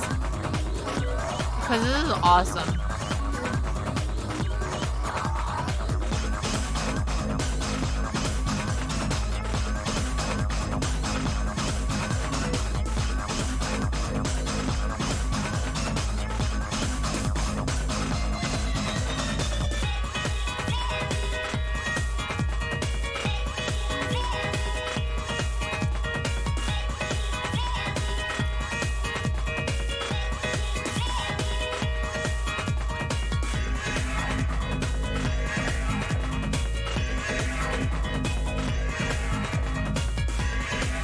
No. Why?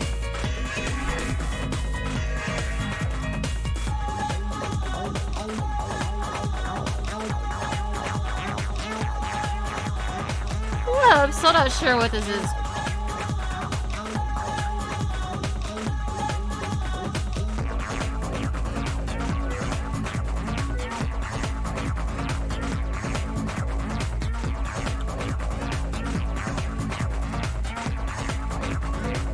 guy's cool.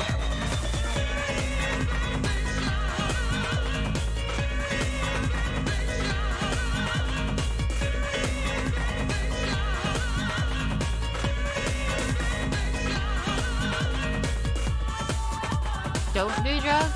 Why not? What if like a little bit? What if just a little bit though?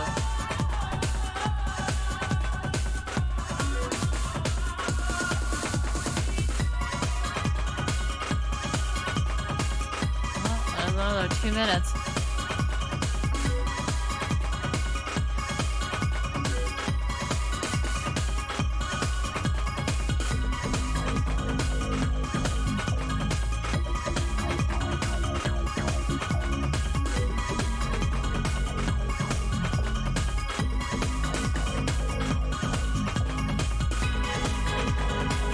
I'm telling you, the visuals are immaculate.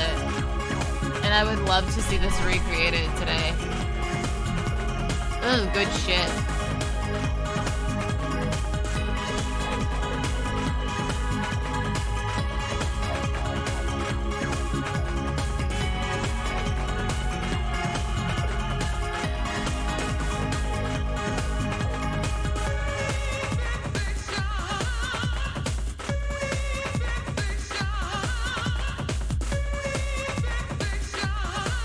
Let me entertain you!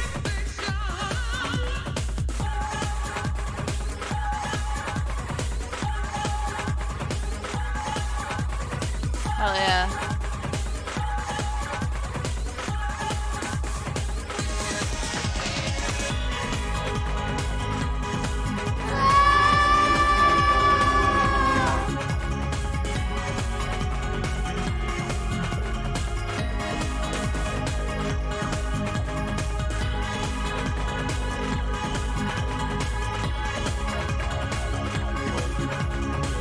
I wonder how much she got paid for this.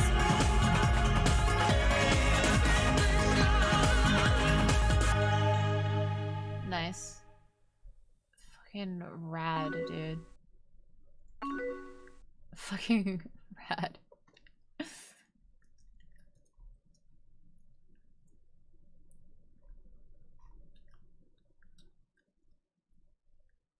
Well, I think we're at the end of the line on these uploads. Found some fun stuff today. Thanks to some people, you know, some buddies. You got another thing? You got another thing? Okay.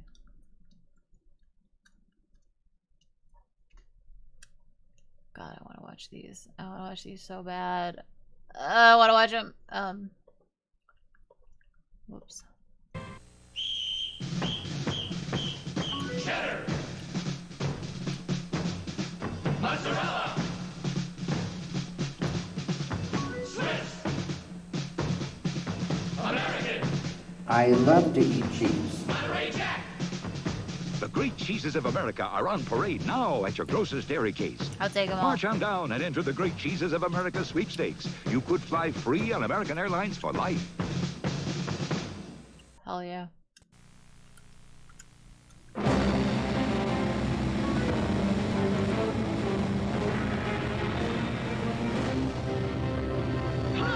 Defeated by Space Usagi! Your failure has cost the Empire dearly, General Nero. Prepare the troops for another assault! Empress. Listen, just because I put the furry tag on my stream as a joke doesn't mean you get to send me things like this and make me watch it. It's a joke. Alright? It's a fucking joke. It is too soon. Silence! You will vanquish the Shirahoshi clan, or I'm sure I can find someone else who will. I'll make the troops ready.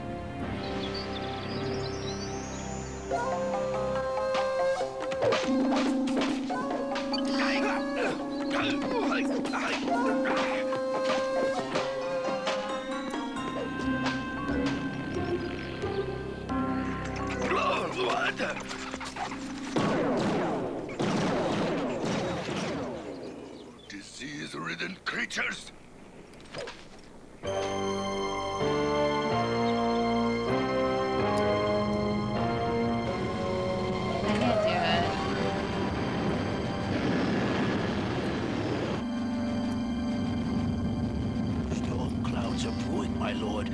Perhaps we should be returning to the castle. It is a storm of a different kind that fills the sky now, Counselor.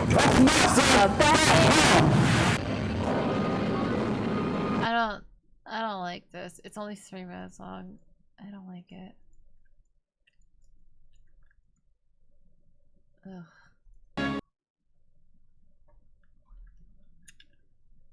Ew. Ew.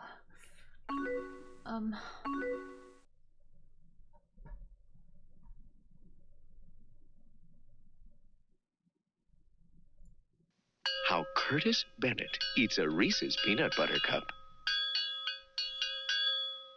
I like my Reese's with milk. How Scotty Henry's brother Roger eats a Reese's Peanut Butter Cup. This is my kid brother. He loves his Reese's, as you can see. But, well, he eats it real weird. How do you do that, Raj? There's no wrong way. It's good. That's the right way to eat a Reese's, by the way. Yeah, you could post stuff in Discord. I just wanted to check that out once in a while. Someone stop sending me stuff. It's over.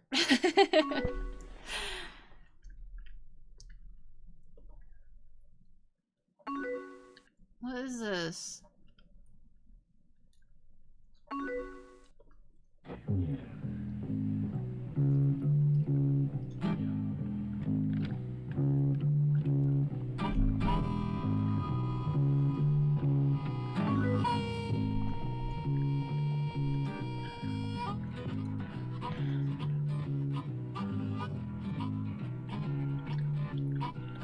Get up every morning and crack of dawn. Go off to work, the day's too long. And grab my camera and throw it on my shoulder. The weight of my deck makes me feel older. When you're looking out of one eye, but you know you got two, well then you got it. The news photographer blues. Yikes. I got it bad. Well, that assignment editor, she sure is mean. 'Cause after lunch, she makes me shoot health scenes, then stand out in the rain to shoot some sports. And tomorrow get up early just to be in court. When your back is aching and your feet are too. It's not appropriate. The news photographer blues. Yeah. You're lying.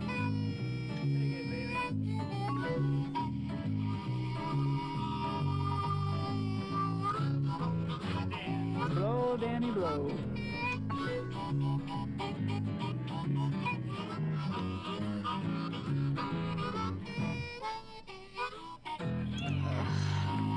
We shoot the fires and the accidents by the bunch, and I don't dare complain if I don't get lunch.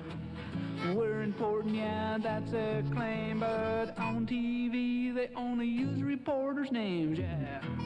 Not bad for white guys can sing.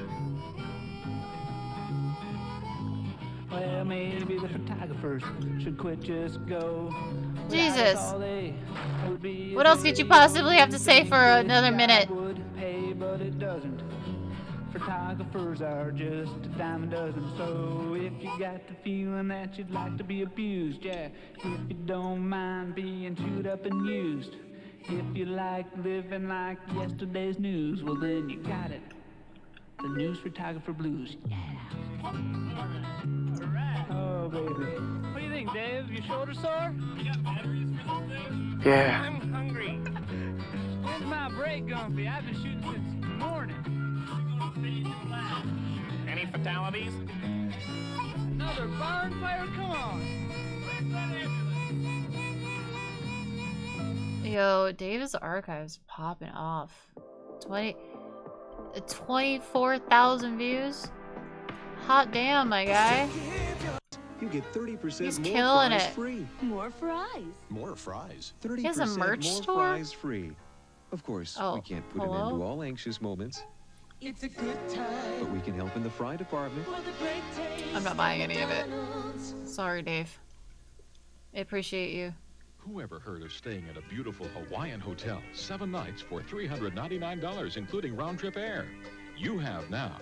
Book your holiday through a travel agency who is a member of the Bell Travel System and get swaying palms, balmy breezes, and a 7-day hotel package, including airfare. There's a for late. Hold on, wait. Let me see if I $399. can find this. As a large network of travel agencies throughout the West, Bell gets volume Before I discounts, go. then passes those discounts on to you. For the reliability you need and the values you want, look for the symbol of the Bell Travel System. Beneficial Rent-A-Car. We're not the biggest name in rent-a-cars, but we do have the Bay Area's largest selection of passenger and cargo vans for rent. Beneficial Rent-A-Car. Because we're still growing, we care about quality and service, and you benefit from our low rates. Whether it's a compact, mid-size van or station wagon, Beneficial Rent-A-Car offers a complete one-stop rental service at a great price. Call Beneficial Rent-A-Car today, 755-2828, or stop by our office at 7001 Mission Street in Daly City.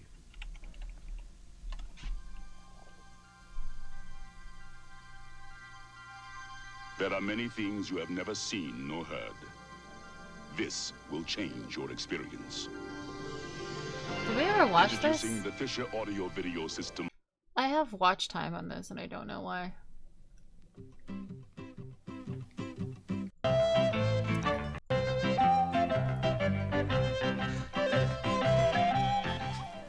Hello, and welcome to my little series on It's Christmas time. Christmas know-how. When you see this tree in the last of these 5 Hi. programs, it'll be finished. It's only just started. Now, when I realized that for over 20 years... We have to watch this for Christmas.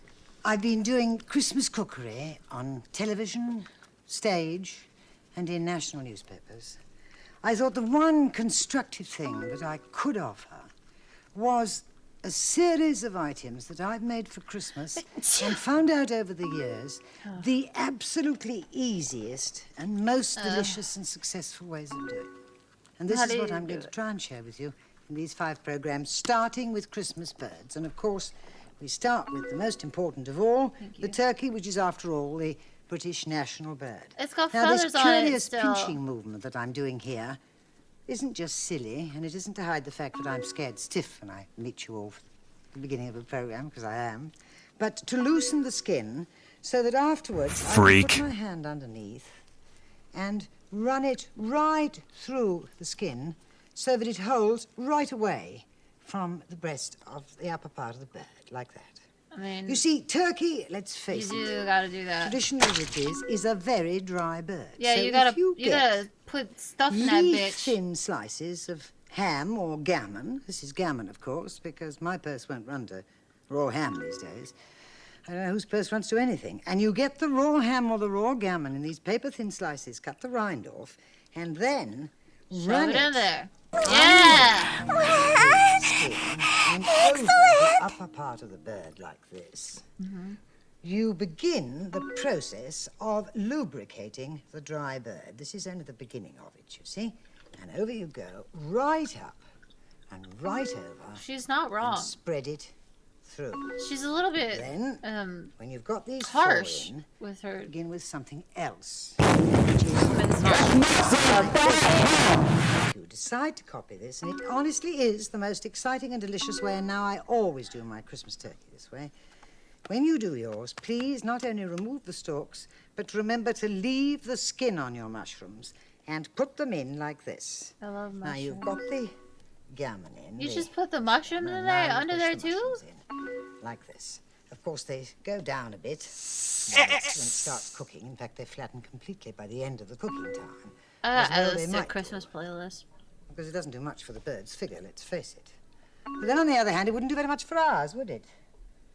There we go.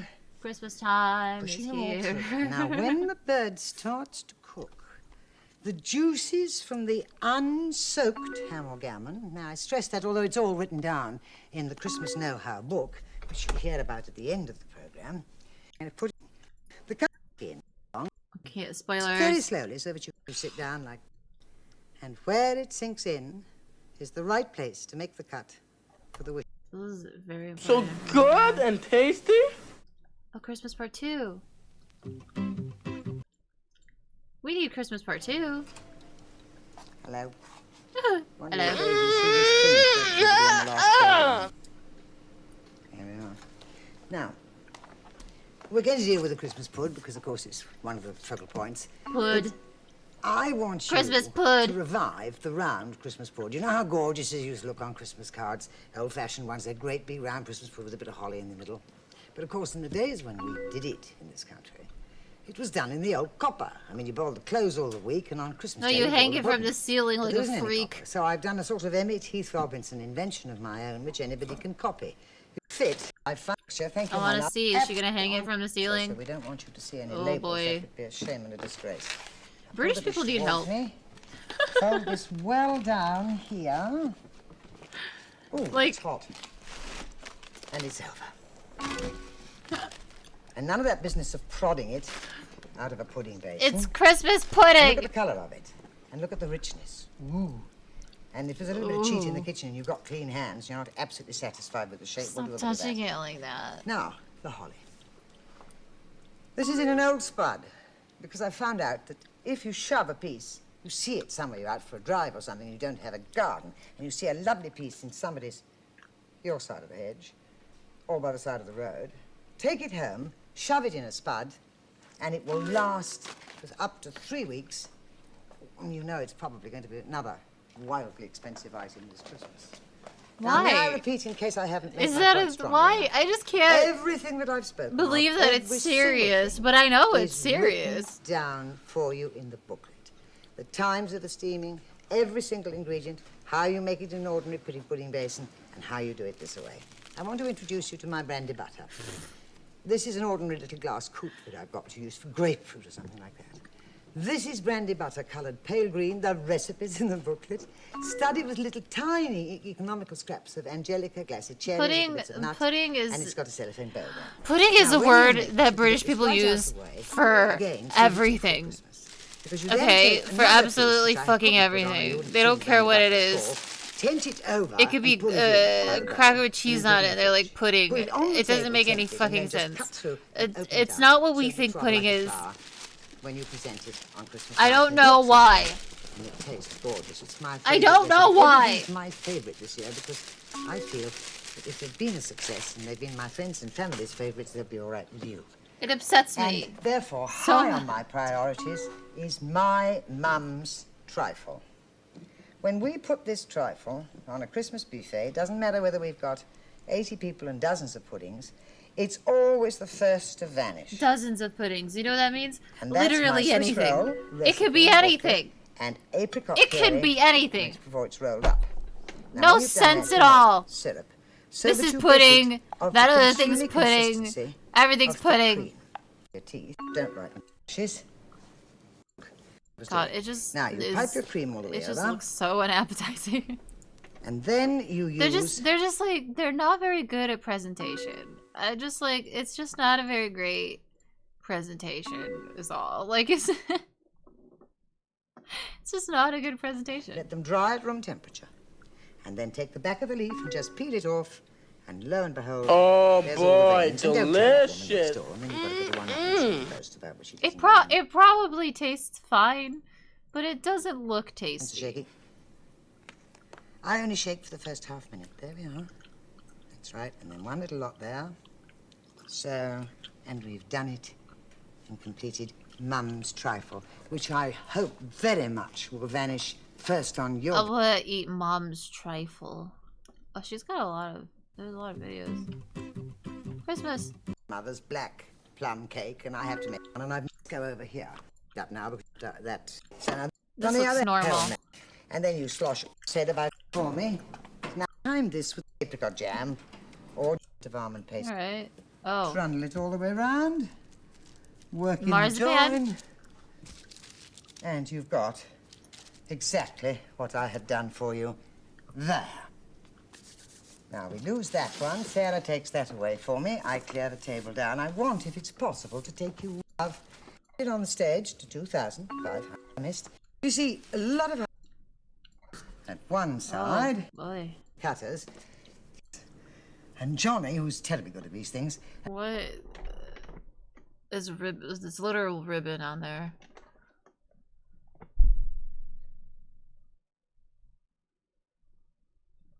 I'm not. I'm just trying to figure it out. Has pressed it into pleats and stuck it with a bit of yoo-hoo and made it into a lovely cake band instead of buying one. Now, I'm going to move that cake. Now I'm going to pull that out of the way, because I'm going to cut you a slice of my white Christmas cake, and then you really have seen it. No, can you cut this one? Cradle to the grave. Can you cut the decorated one? Oh god, that's cradle to the tongue, dense. shall we say. There it is. Oh. And what's this bit about fruit sinking in the middle and going down to the bottom? And, you know, it's money for old rope, isn't it? I do hope you enjoy making it, and even more, I hope you enjoy eating it. Bye. Yeah, you should do a Christmas stream, and you should watch. I'm not getting into the Star Wars holidays, but we're not watching the Star Wars holiday special. I don't really care about Star Wars, and I feel like everybody on the planet Earth has already seen it, including me. I don't care about Star Wars, and I've seen it. So I'm not gonna do that. I like to watch things that nobody watches, like this. Somehow or other, mince, because you only need to warm these through. Oh, fuck yeah. Comes in. And then put lashings of mincemeat in a delicious. pancake. Roll them up.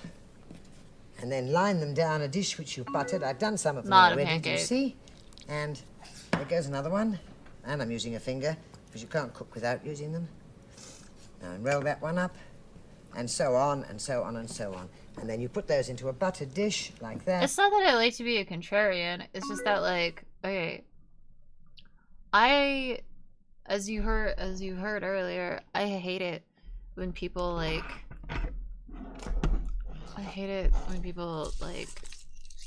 spoil things for people who may not have seen something. And, like, I hate it so much when, like, people are like, oh yeah, this bit is real funny. It's like seeing it's like when you see a movie, when you're watching a movie with like someone who's watched a movie before and they're like obnoxious about it because they're like, oh, pay attention to this part. This part's so funny. This part is so crazy. It's just like, shut up. So like, yes, I do go out of my way to find things that not a lot of people watch because it irks the fuck out of me. And I don't know if y'all know this, but like, I watch everything, so so like I need to be able to watch something and interact, and when I'm annoyed, I'm not having fun. So I don't like to do things that annoy me. Yeah, exactly, Zone. Like I just can't. For some reason it bothers me, and it probably bothers me a little too much, but like it bothers me a lot. So, you know, even like here, like when we're looking at stuff now and then we go into and then we do the stream tomorrow and people are like, oh yeah, this video, and it's like, bro, just chill out, man. Just like, you didn't even watch. That's why I don't watch the whole thing on here. Just shut up. This is my announcement to everyone watching right now. Shut the fuck up. You hear me? Simply shut the fuck up. I appreciate you guys. Believe me, I really do. But just shut up. You know? Just like pretend like you're cool for like 4 hours, you know? And just like have a good time. And like be like, you know, like yeah, you're in on it. You know, but like you don't need to announce it. Okay, we already know. Like, I know that you guys are here, you know? And then like tomorrow when you're like there tomorrow, like between you and me, we know, right? Like we know what the fuck is up. You don't need to announce it. It's unnecessary. You don't have to. You're doing the opposite of being cool, which is what like you want to do so badly, but you're just not accomplishing it. So I'm trying to help you right now. I'm trying to make you understand. This is how you get to be cool, is to just shut the fuck up. Okay? Thank you. You sift icing sugar over them thickly, then you put a piece of foil on top, and like that, when you're ready for them, you warm them in the oven, gas mark 5 for 15 minutes, as Sarah, my dear Sarah, will do for me now. Thank you, my love. Now that's the start. That's mincemeat pancakes instead of the inevitable mince pies. Now then, my favourite. It's a thing called... I would call them crepes. The British people would not call them crepes. They call them pancakes because they're fucking insane. Called a mincemeat galette, and I think it's much better. Oh, whoa. Holy shit. For 1 second. What is that? What's this little? What is that? What is the green thing on it? I've split the center lid and pushed it up with mincemeat on either side. Why? And that's all I've done. Oh, it's supposed to be holly. Marvelous! And it is so jolly easy. There's a couple of my Chicken! armor leaves on there because, you know, I'm always one for tiddling things up. Now what have you got for me, Sarah? Pancakes and crepes are different, though. I know.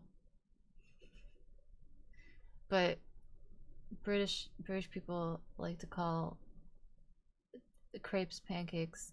When you and I think about pancakes, we think about thick, you know, like cakey. When they think pancakes, they think thin, which I would call a crepe. I don't know. I can't get into it. Oh yes. Well, now for the ones, especially the younger ones, who are newcomers to my cooking. I can't get into it. We must make a proper It bothers mince me. pie. So I've rolled the paste out because most of you older ones know it so well you don't want to see it over and over again in depth. But I'll make it clear to you young ones that you roll out paste fairly thinly, all in the booklet, of course, and the instructions. And you put it into a flan ring. One I need easy her way and book. will be the one to plan her. Why do they call it mincemeat when it's not meat and it's just a bunch of raisins? There. Because there's nothing more disappointing than coming to the edge and finding there's nothing there. Sharing the word. A proper omelette until want. Why should we get scrambled eggs? Are we having scrambled eggs for Christmas fucking dessert? Because you don't want it to get like leather while you're putting in the mincemeat. So you put the mincemeat over the surface in the center.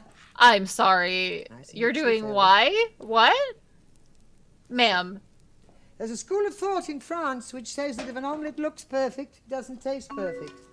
So I'm never quite sure whether I agree with it or not. Now then, over with that chap. Up with the flame again. Seal those two edges together partially. At that flame. I don't like that. I do not like that. Thank you, my darling. Now, turn it all off. Take I like hand her, like this, but I don't like the. And then we've Oh, got that's a beautiful table. an unsightly rim round the edge. Now I've got an unsightly rim round Did me. she put? Oh, hold on. Did she put powdered sugar on those eggs? So I like to dust it with sifted icing sugar. And there it is. You're Now, on my way to kidding. this table where I've got a lot of talking. You're to do, kidding. I want first to get a damp cloth because one of the disfiguring things I think. Oh is when you sift the no. icing sugar on, and then you've got Is it really over? an unsightly rim Oh round the edge. no. Now I've got an unsightly rim round me, so I'll have to dust my hands as well. And then we'll talk about all this. Remember That's something not about good. omelets. Something utterly and She knows she's making an omelet, but like, why would you do that? Like a cake, I can understand. Like a little mincemeat cake, I get it. But why are you putting it in eggs? Oh. Now, can we go back over and these are Paul. Gross. Let's end this once and for all. There's a part 5. And that's that. She's Now, finally decorated we're the taking tree. time off from the absolute basic things that we do for, and so incredibly they come, and then at the end of the as soon as the glob vital. Okay. All right. you- I can get behind what with- she's making so far. Pull Yep, it up. yep. And making the lop it off to the length you want. Oh. Pick that. You see, if you do one thing, do the whole thing. Everyone the same. She's making it in Claire. Nope. She's cutting it in half. There we are. If you prefer, you can do them with scissors. What? Just fill that You can- bitch up with everything that you- cream? Hell yeah. There we Okay, are. she did. Okay, this is good. This is good. This is To good. ask for dog. The icing. I got nothing against what she did here. Those look good. That looks great. What is Forget about them. that tree? Is insane. Kitchen Magic, Democratic Gas Council film. 1 ounce flour. That's her? Wow. She looks different.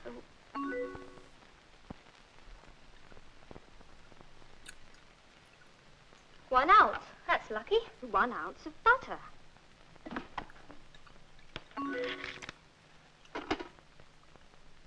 Oh. Why didn't they say wait first? You there, sweetie? She's an adorable Oh, idiot. Richard! Wait a minute, darling. I like her. Hell yeah! Darling, I'm all flour. Oh, never mind. It'll brush off. You hope.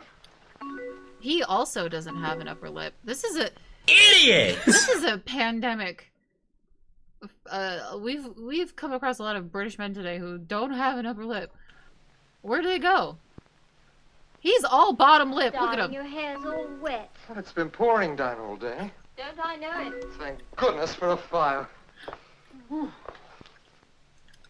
know, darling, I tried to put the washing out 3 times today, and each time it started again. And it's been so cold. Oh, you did get damp, didn't you, love? We've been on the new site all day. That Jenkins, what a slave driver. I've had no time for lunch. What's for supper?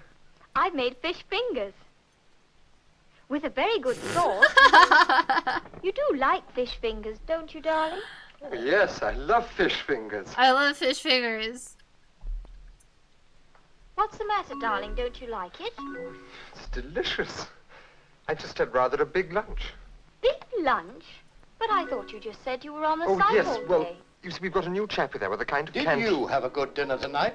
Make sure you do every night by watching Fanny and Johnny Craddock in the Bon Viveur program, immediately after the news. We ought to watch that. That's not I her. suppose you mean I ought to watch it. It's not her.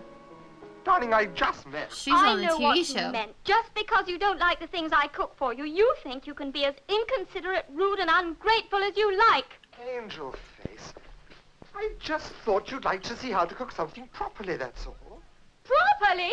Darling, it's 3 months since we moved in here. We must ask Mum to dinner. I just thought... I don't care what you think. I'm not having your mother here criticizing the way I cook. That's not fair. My mother doesn't criticize. Oh, doesn't she, though? She's just always telling me what a good cook that creature you used to run around with was. That is not criticism. Hilda is a very good cook. All right, then. Go and get her to cooking your fish fingers. Hilda wouldn't have fiddled with fish fingers. This is so British. And Hilda wouldn't have groused about having my mother to dinner either. Mother to dinner. Oh no. Mother to Males dinner. are only Oh, born no. to inseminate. Oh God. Janet! Is she a corpse? Tell me, Janet, what precisely have you prepared for our dinner? Fish fingers. I'm sorry. I'm terribly sorry. Where's our dinner? Where's our dinner? This is nuts. I love this.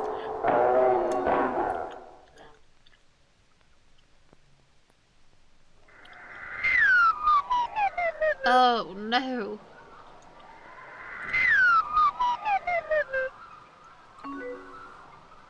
Oh, it's you again. That's Fanny. All right, then. Go on. Show me how to make a good dinner every night. There My she dear is. Janet, nothing could be simpler. All you need is a little knowledge, the right equipment. Come on, I'll show you now. Yeah, let's go. What on earth is this horror? I don't know. It just arrived. Well, it'll have to go, sweetie. You can't cook without a proper gas cooker. It's the 8th, by the way. Disgusting. Isn't that better? It's lovely. You know this is solid iron. It'll make a splendid omelette pan. Omelette pans, you know, should always be made of very thick iron. Now, every new omelette pan should be treated like this. You half fill with grated rock salt, and you leave it over a bead of gas. I always say a bead of gas, but what I really mean is the lowest possible flame for 48 hours. Then your omelettes will never stick. Do we have to wait here for 2 days? Mm-hmm. We do not. There's one of them. There's the other. Now let's get rid of the rock salt, shall we? Go on, vanish. Now all that remains to do, when you've got rid of the salt, is just to burnish the surface with a spotlessly clean cloth, like this. Good idea, good idea. Now, Season with your a pans. coal pan, we light a bead of gas and put the omelette pan on dry to get hot while we go and make the mixture. We've already got a bead of gas there, so we'll just leave it. Now, I've always wanted to show you this one. Come on. Eggs. Make fish fingers. Butter. Salt and pepper. Now, we'll break 4 eggs into this bowl. 1. Thank you. 2. 3. 4. Add a little bit of salt and pepper and beat the eggs up lightly with a fork.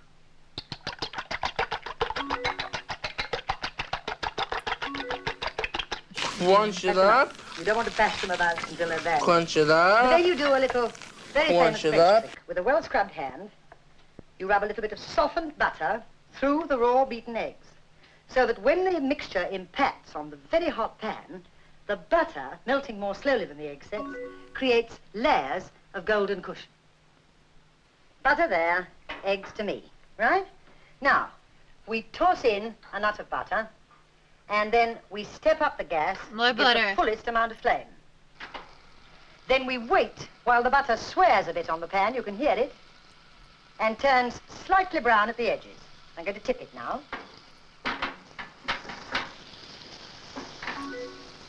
Now we're ready to go. Pour in the egg mixture and go to work with the flat of the fork. Never like that. Do you understand? And you hold the pan in this hand, and then with the flat of the fork, you catch up the frills as they form. If you can also keep your left hand moving, it's much better. Look, watch me. Now, you go on doing that until the mixture is firm on the base, but still wet on the outside, which is now. Because if it's firm all over, it's no longer an omelette, it's a pudding. Can I have that spatula? Good. Now, we'll turn out the gas, flip over one edge, only one, give you that back, take our heated dish in one hand, the omelette pan in the other, and tip both at very sharp angles to each other. And then, like that, we turn out our golden cushion. She's not wrong. Well, now, this is ideal bachelor cookery. But, of course, women love it as well because it's so easy and you can make this in advance. What the fuck it's is called that? parcel cookery. All I've done is to take an ordinary baking tin and line it with foil and then brush the base liberally with oil. And then you put any food you like into it, for as many people as you like. What is that? But you must make an attractive pattern because we're going to bring it to the table in the tin. Now, I've used sole for this fish dish. Do you have to use sole? No, you can use plaice just as easily, and you do exactly the same thing. Just coil the fillets round your fingers like that and stand them up in the foil. And then you take a couple of prawns and you stick those in the cavity, and then sprinkle shrimps down the center and down each side. Now you want a few bay leaves, and then a few drops of oil, and control the run with your finger like this. And exactly the same thing with inexpensive dry white cooking wine. Now you want a little salt and pepper to season. I'm confused by this one. And finally, I'm a top little of the confused milk by this or one. single coffee cream. What? Milk? And then you wrap the whole thing up loosely in a parcel like this. What? Why milk? And now you can either cook it immediately at gas mark 5 for 25 to 30 minutes, or you can put it away in the fridge until you're ready to cook it. Oh. How long would it keep? Well, it'll keep at least 24 hours in the fridge, and then when it is cooked, it looks like this.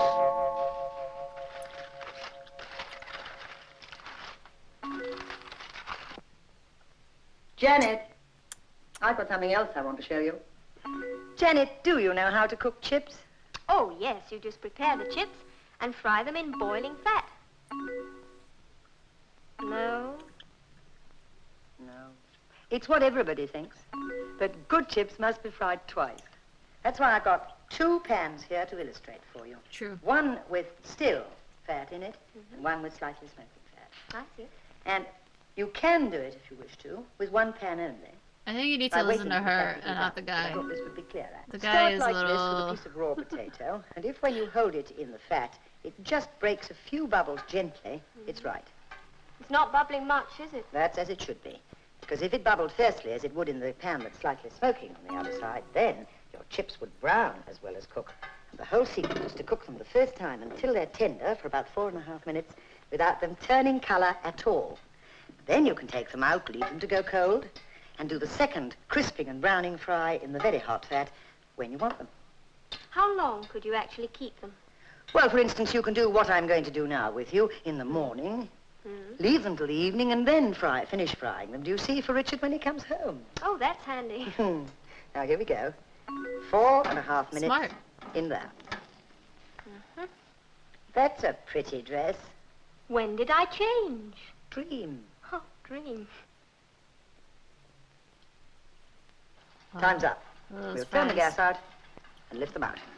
Now, you see, that's the stage at which you can put them on one side, leave them to go cold, and then you do the stage we're going to do now when it suits you. In point of fact, it suits are supposed to go right on, doesn't it? So, first to see that this smoking hot fat really does seethe violently. Yes, it does. You see that? Right. So, in they go. For about a minute to a minute fry and a them half, twice. turn a rich This is good golden advice, brown. actually. Minute and a half up. Now, have we got crisp brown chips? Put that bit of blotting paper on for me. There, that's it there. Keep your hand away. That's right. Now, first we'll see if they look good. You can hear them sounding crisp, can't you? Now we'll pop them. Hell Sorry yeah. in the middle. Crisp on the outside. Hell yeah. No time to eat that now. I've got another kitchen to show you. Come on. Let's vanish.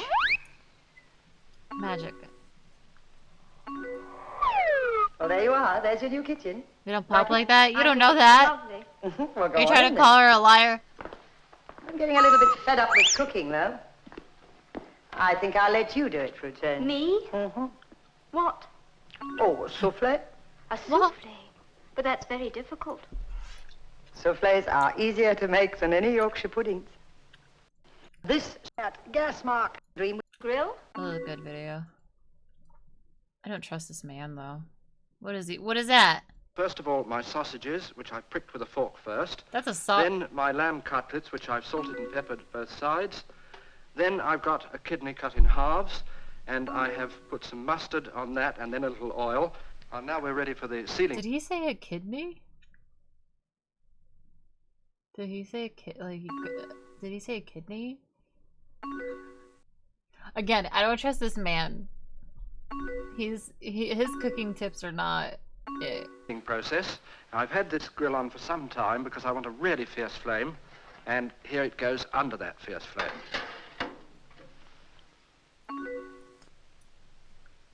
Well, now, I want to show you something useful with this little gadget called a channeling or cannelle knife. And this is for garnish. Take an orange and just run it round like that, round the skin. You see, it makes a lovely little circle like that. And then you go round again like this. And you keep on going round You until make a you've got basketball. a rather nice pattern. And then I shall cut it in slices. I shall cut those slices in halves. And then I'll show you in a few minutes how useful it is for garnishing, for instance, round the edge of my mixed grill. Janet! All right, you'd better go. It's fair. You see? And you can out 10. Is there any such? Give me a food shot. Where's the food Do shot? it in a exciting. Whoa. What the Experiment fuck? with something really. They got swans and shit on there. What is happening? What is this fucking scene? Holy shit.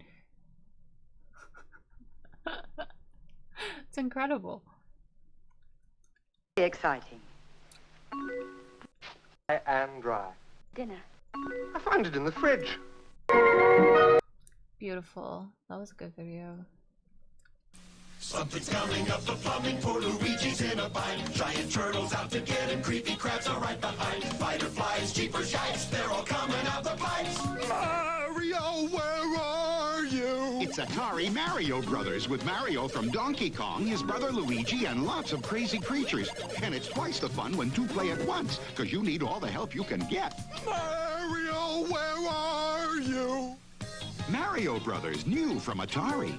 I am a fan of any live action version of Mario. This is what I just learned about myself. Like, There's no reason for me to really like this commercial, but I do because you know.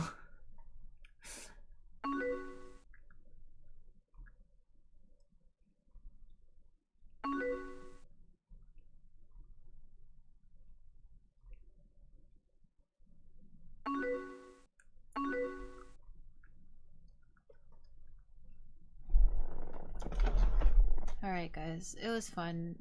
I think I gotta go.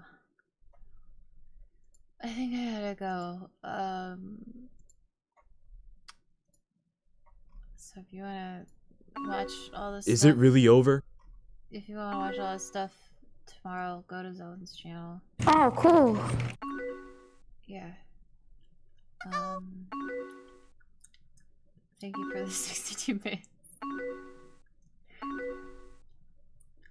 Am I gonna put powdered sugar on my eggs tomorrow morning? No. No fucking way. I'm just gonna, what? Why are you, stop linking stuff. I'm leaving. Thank you for hanging out. I'll see you guys tomorrow. Goodbye. Bye.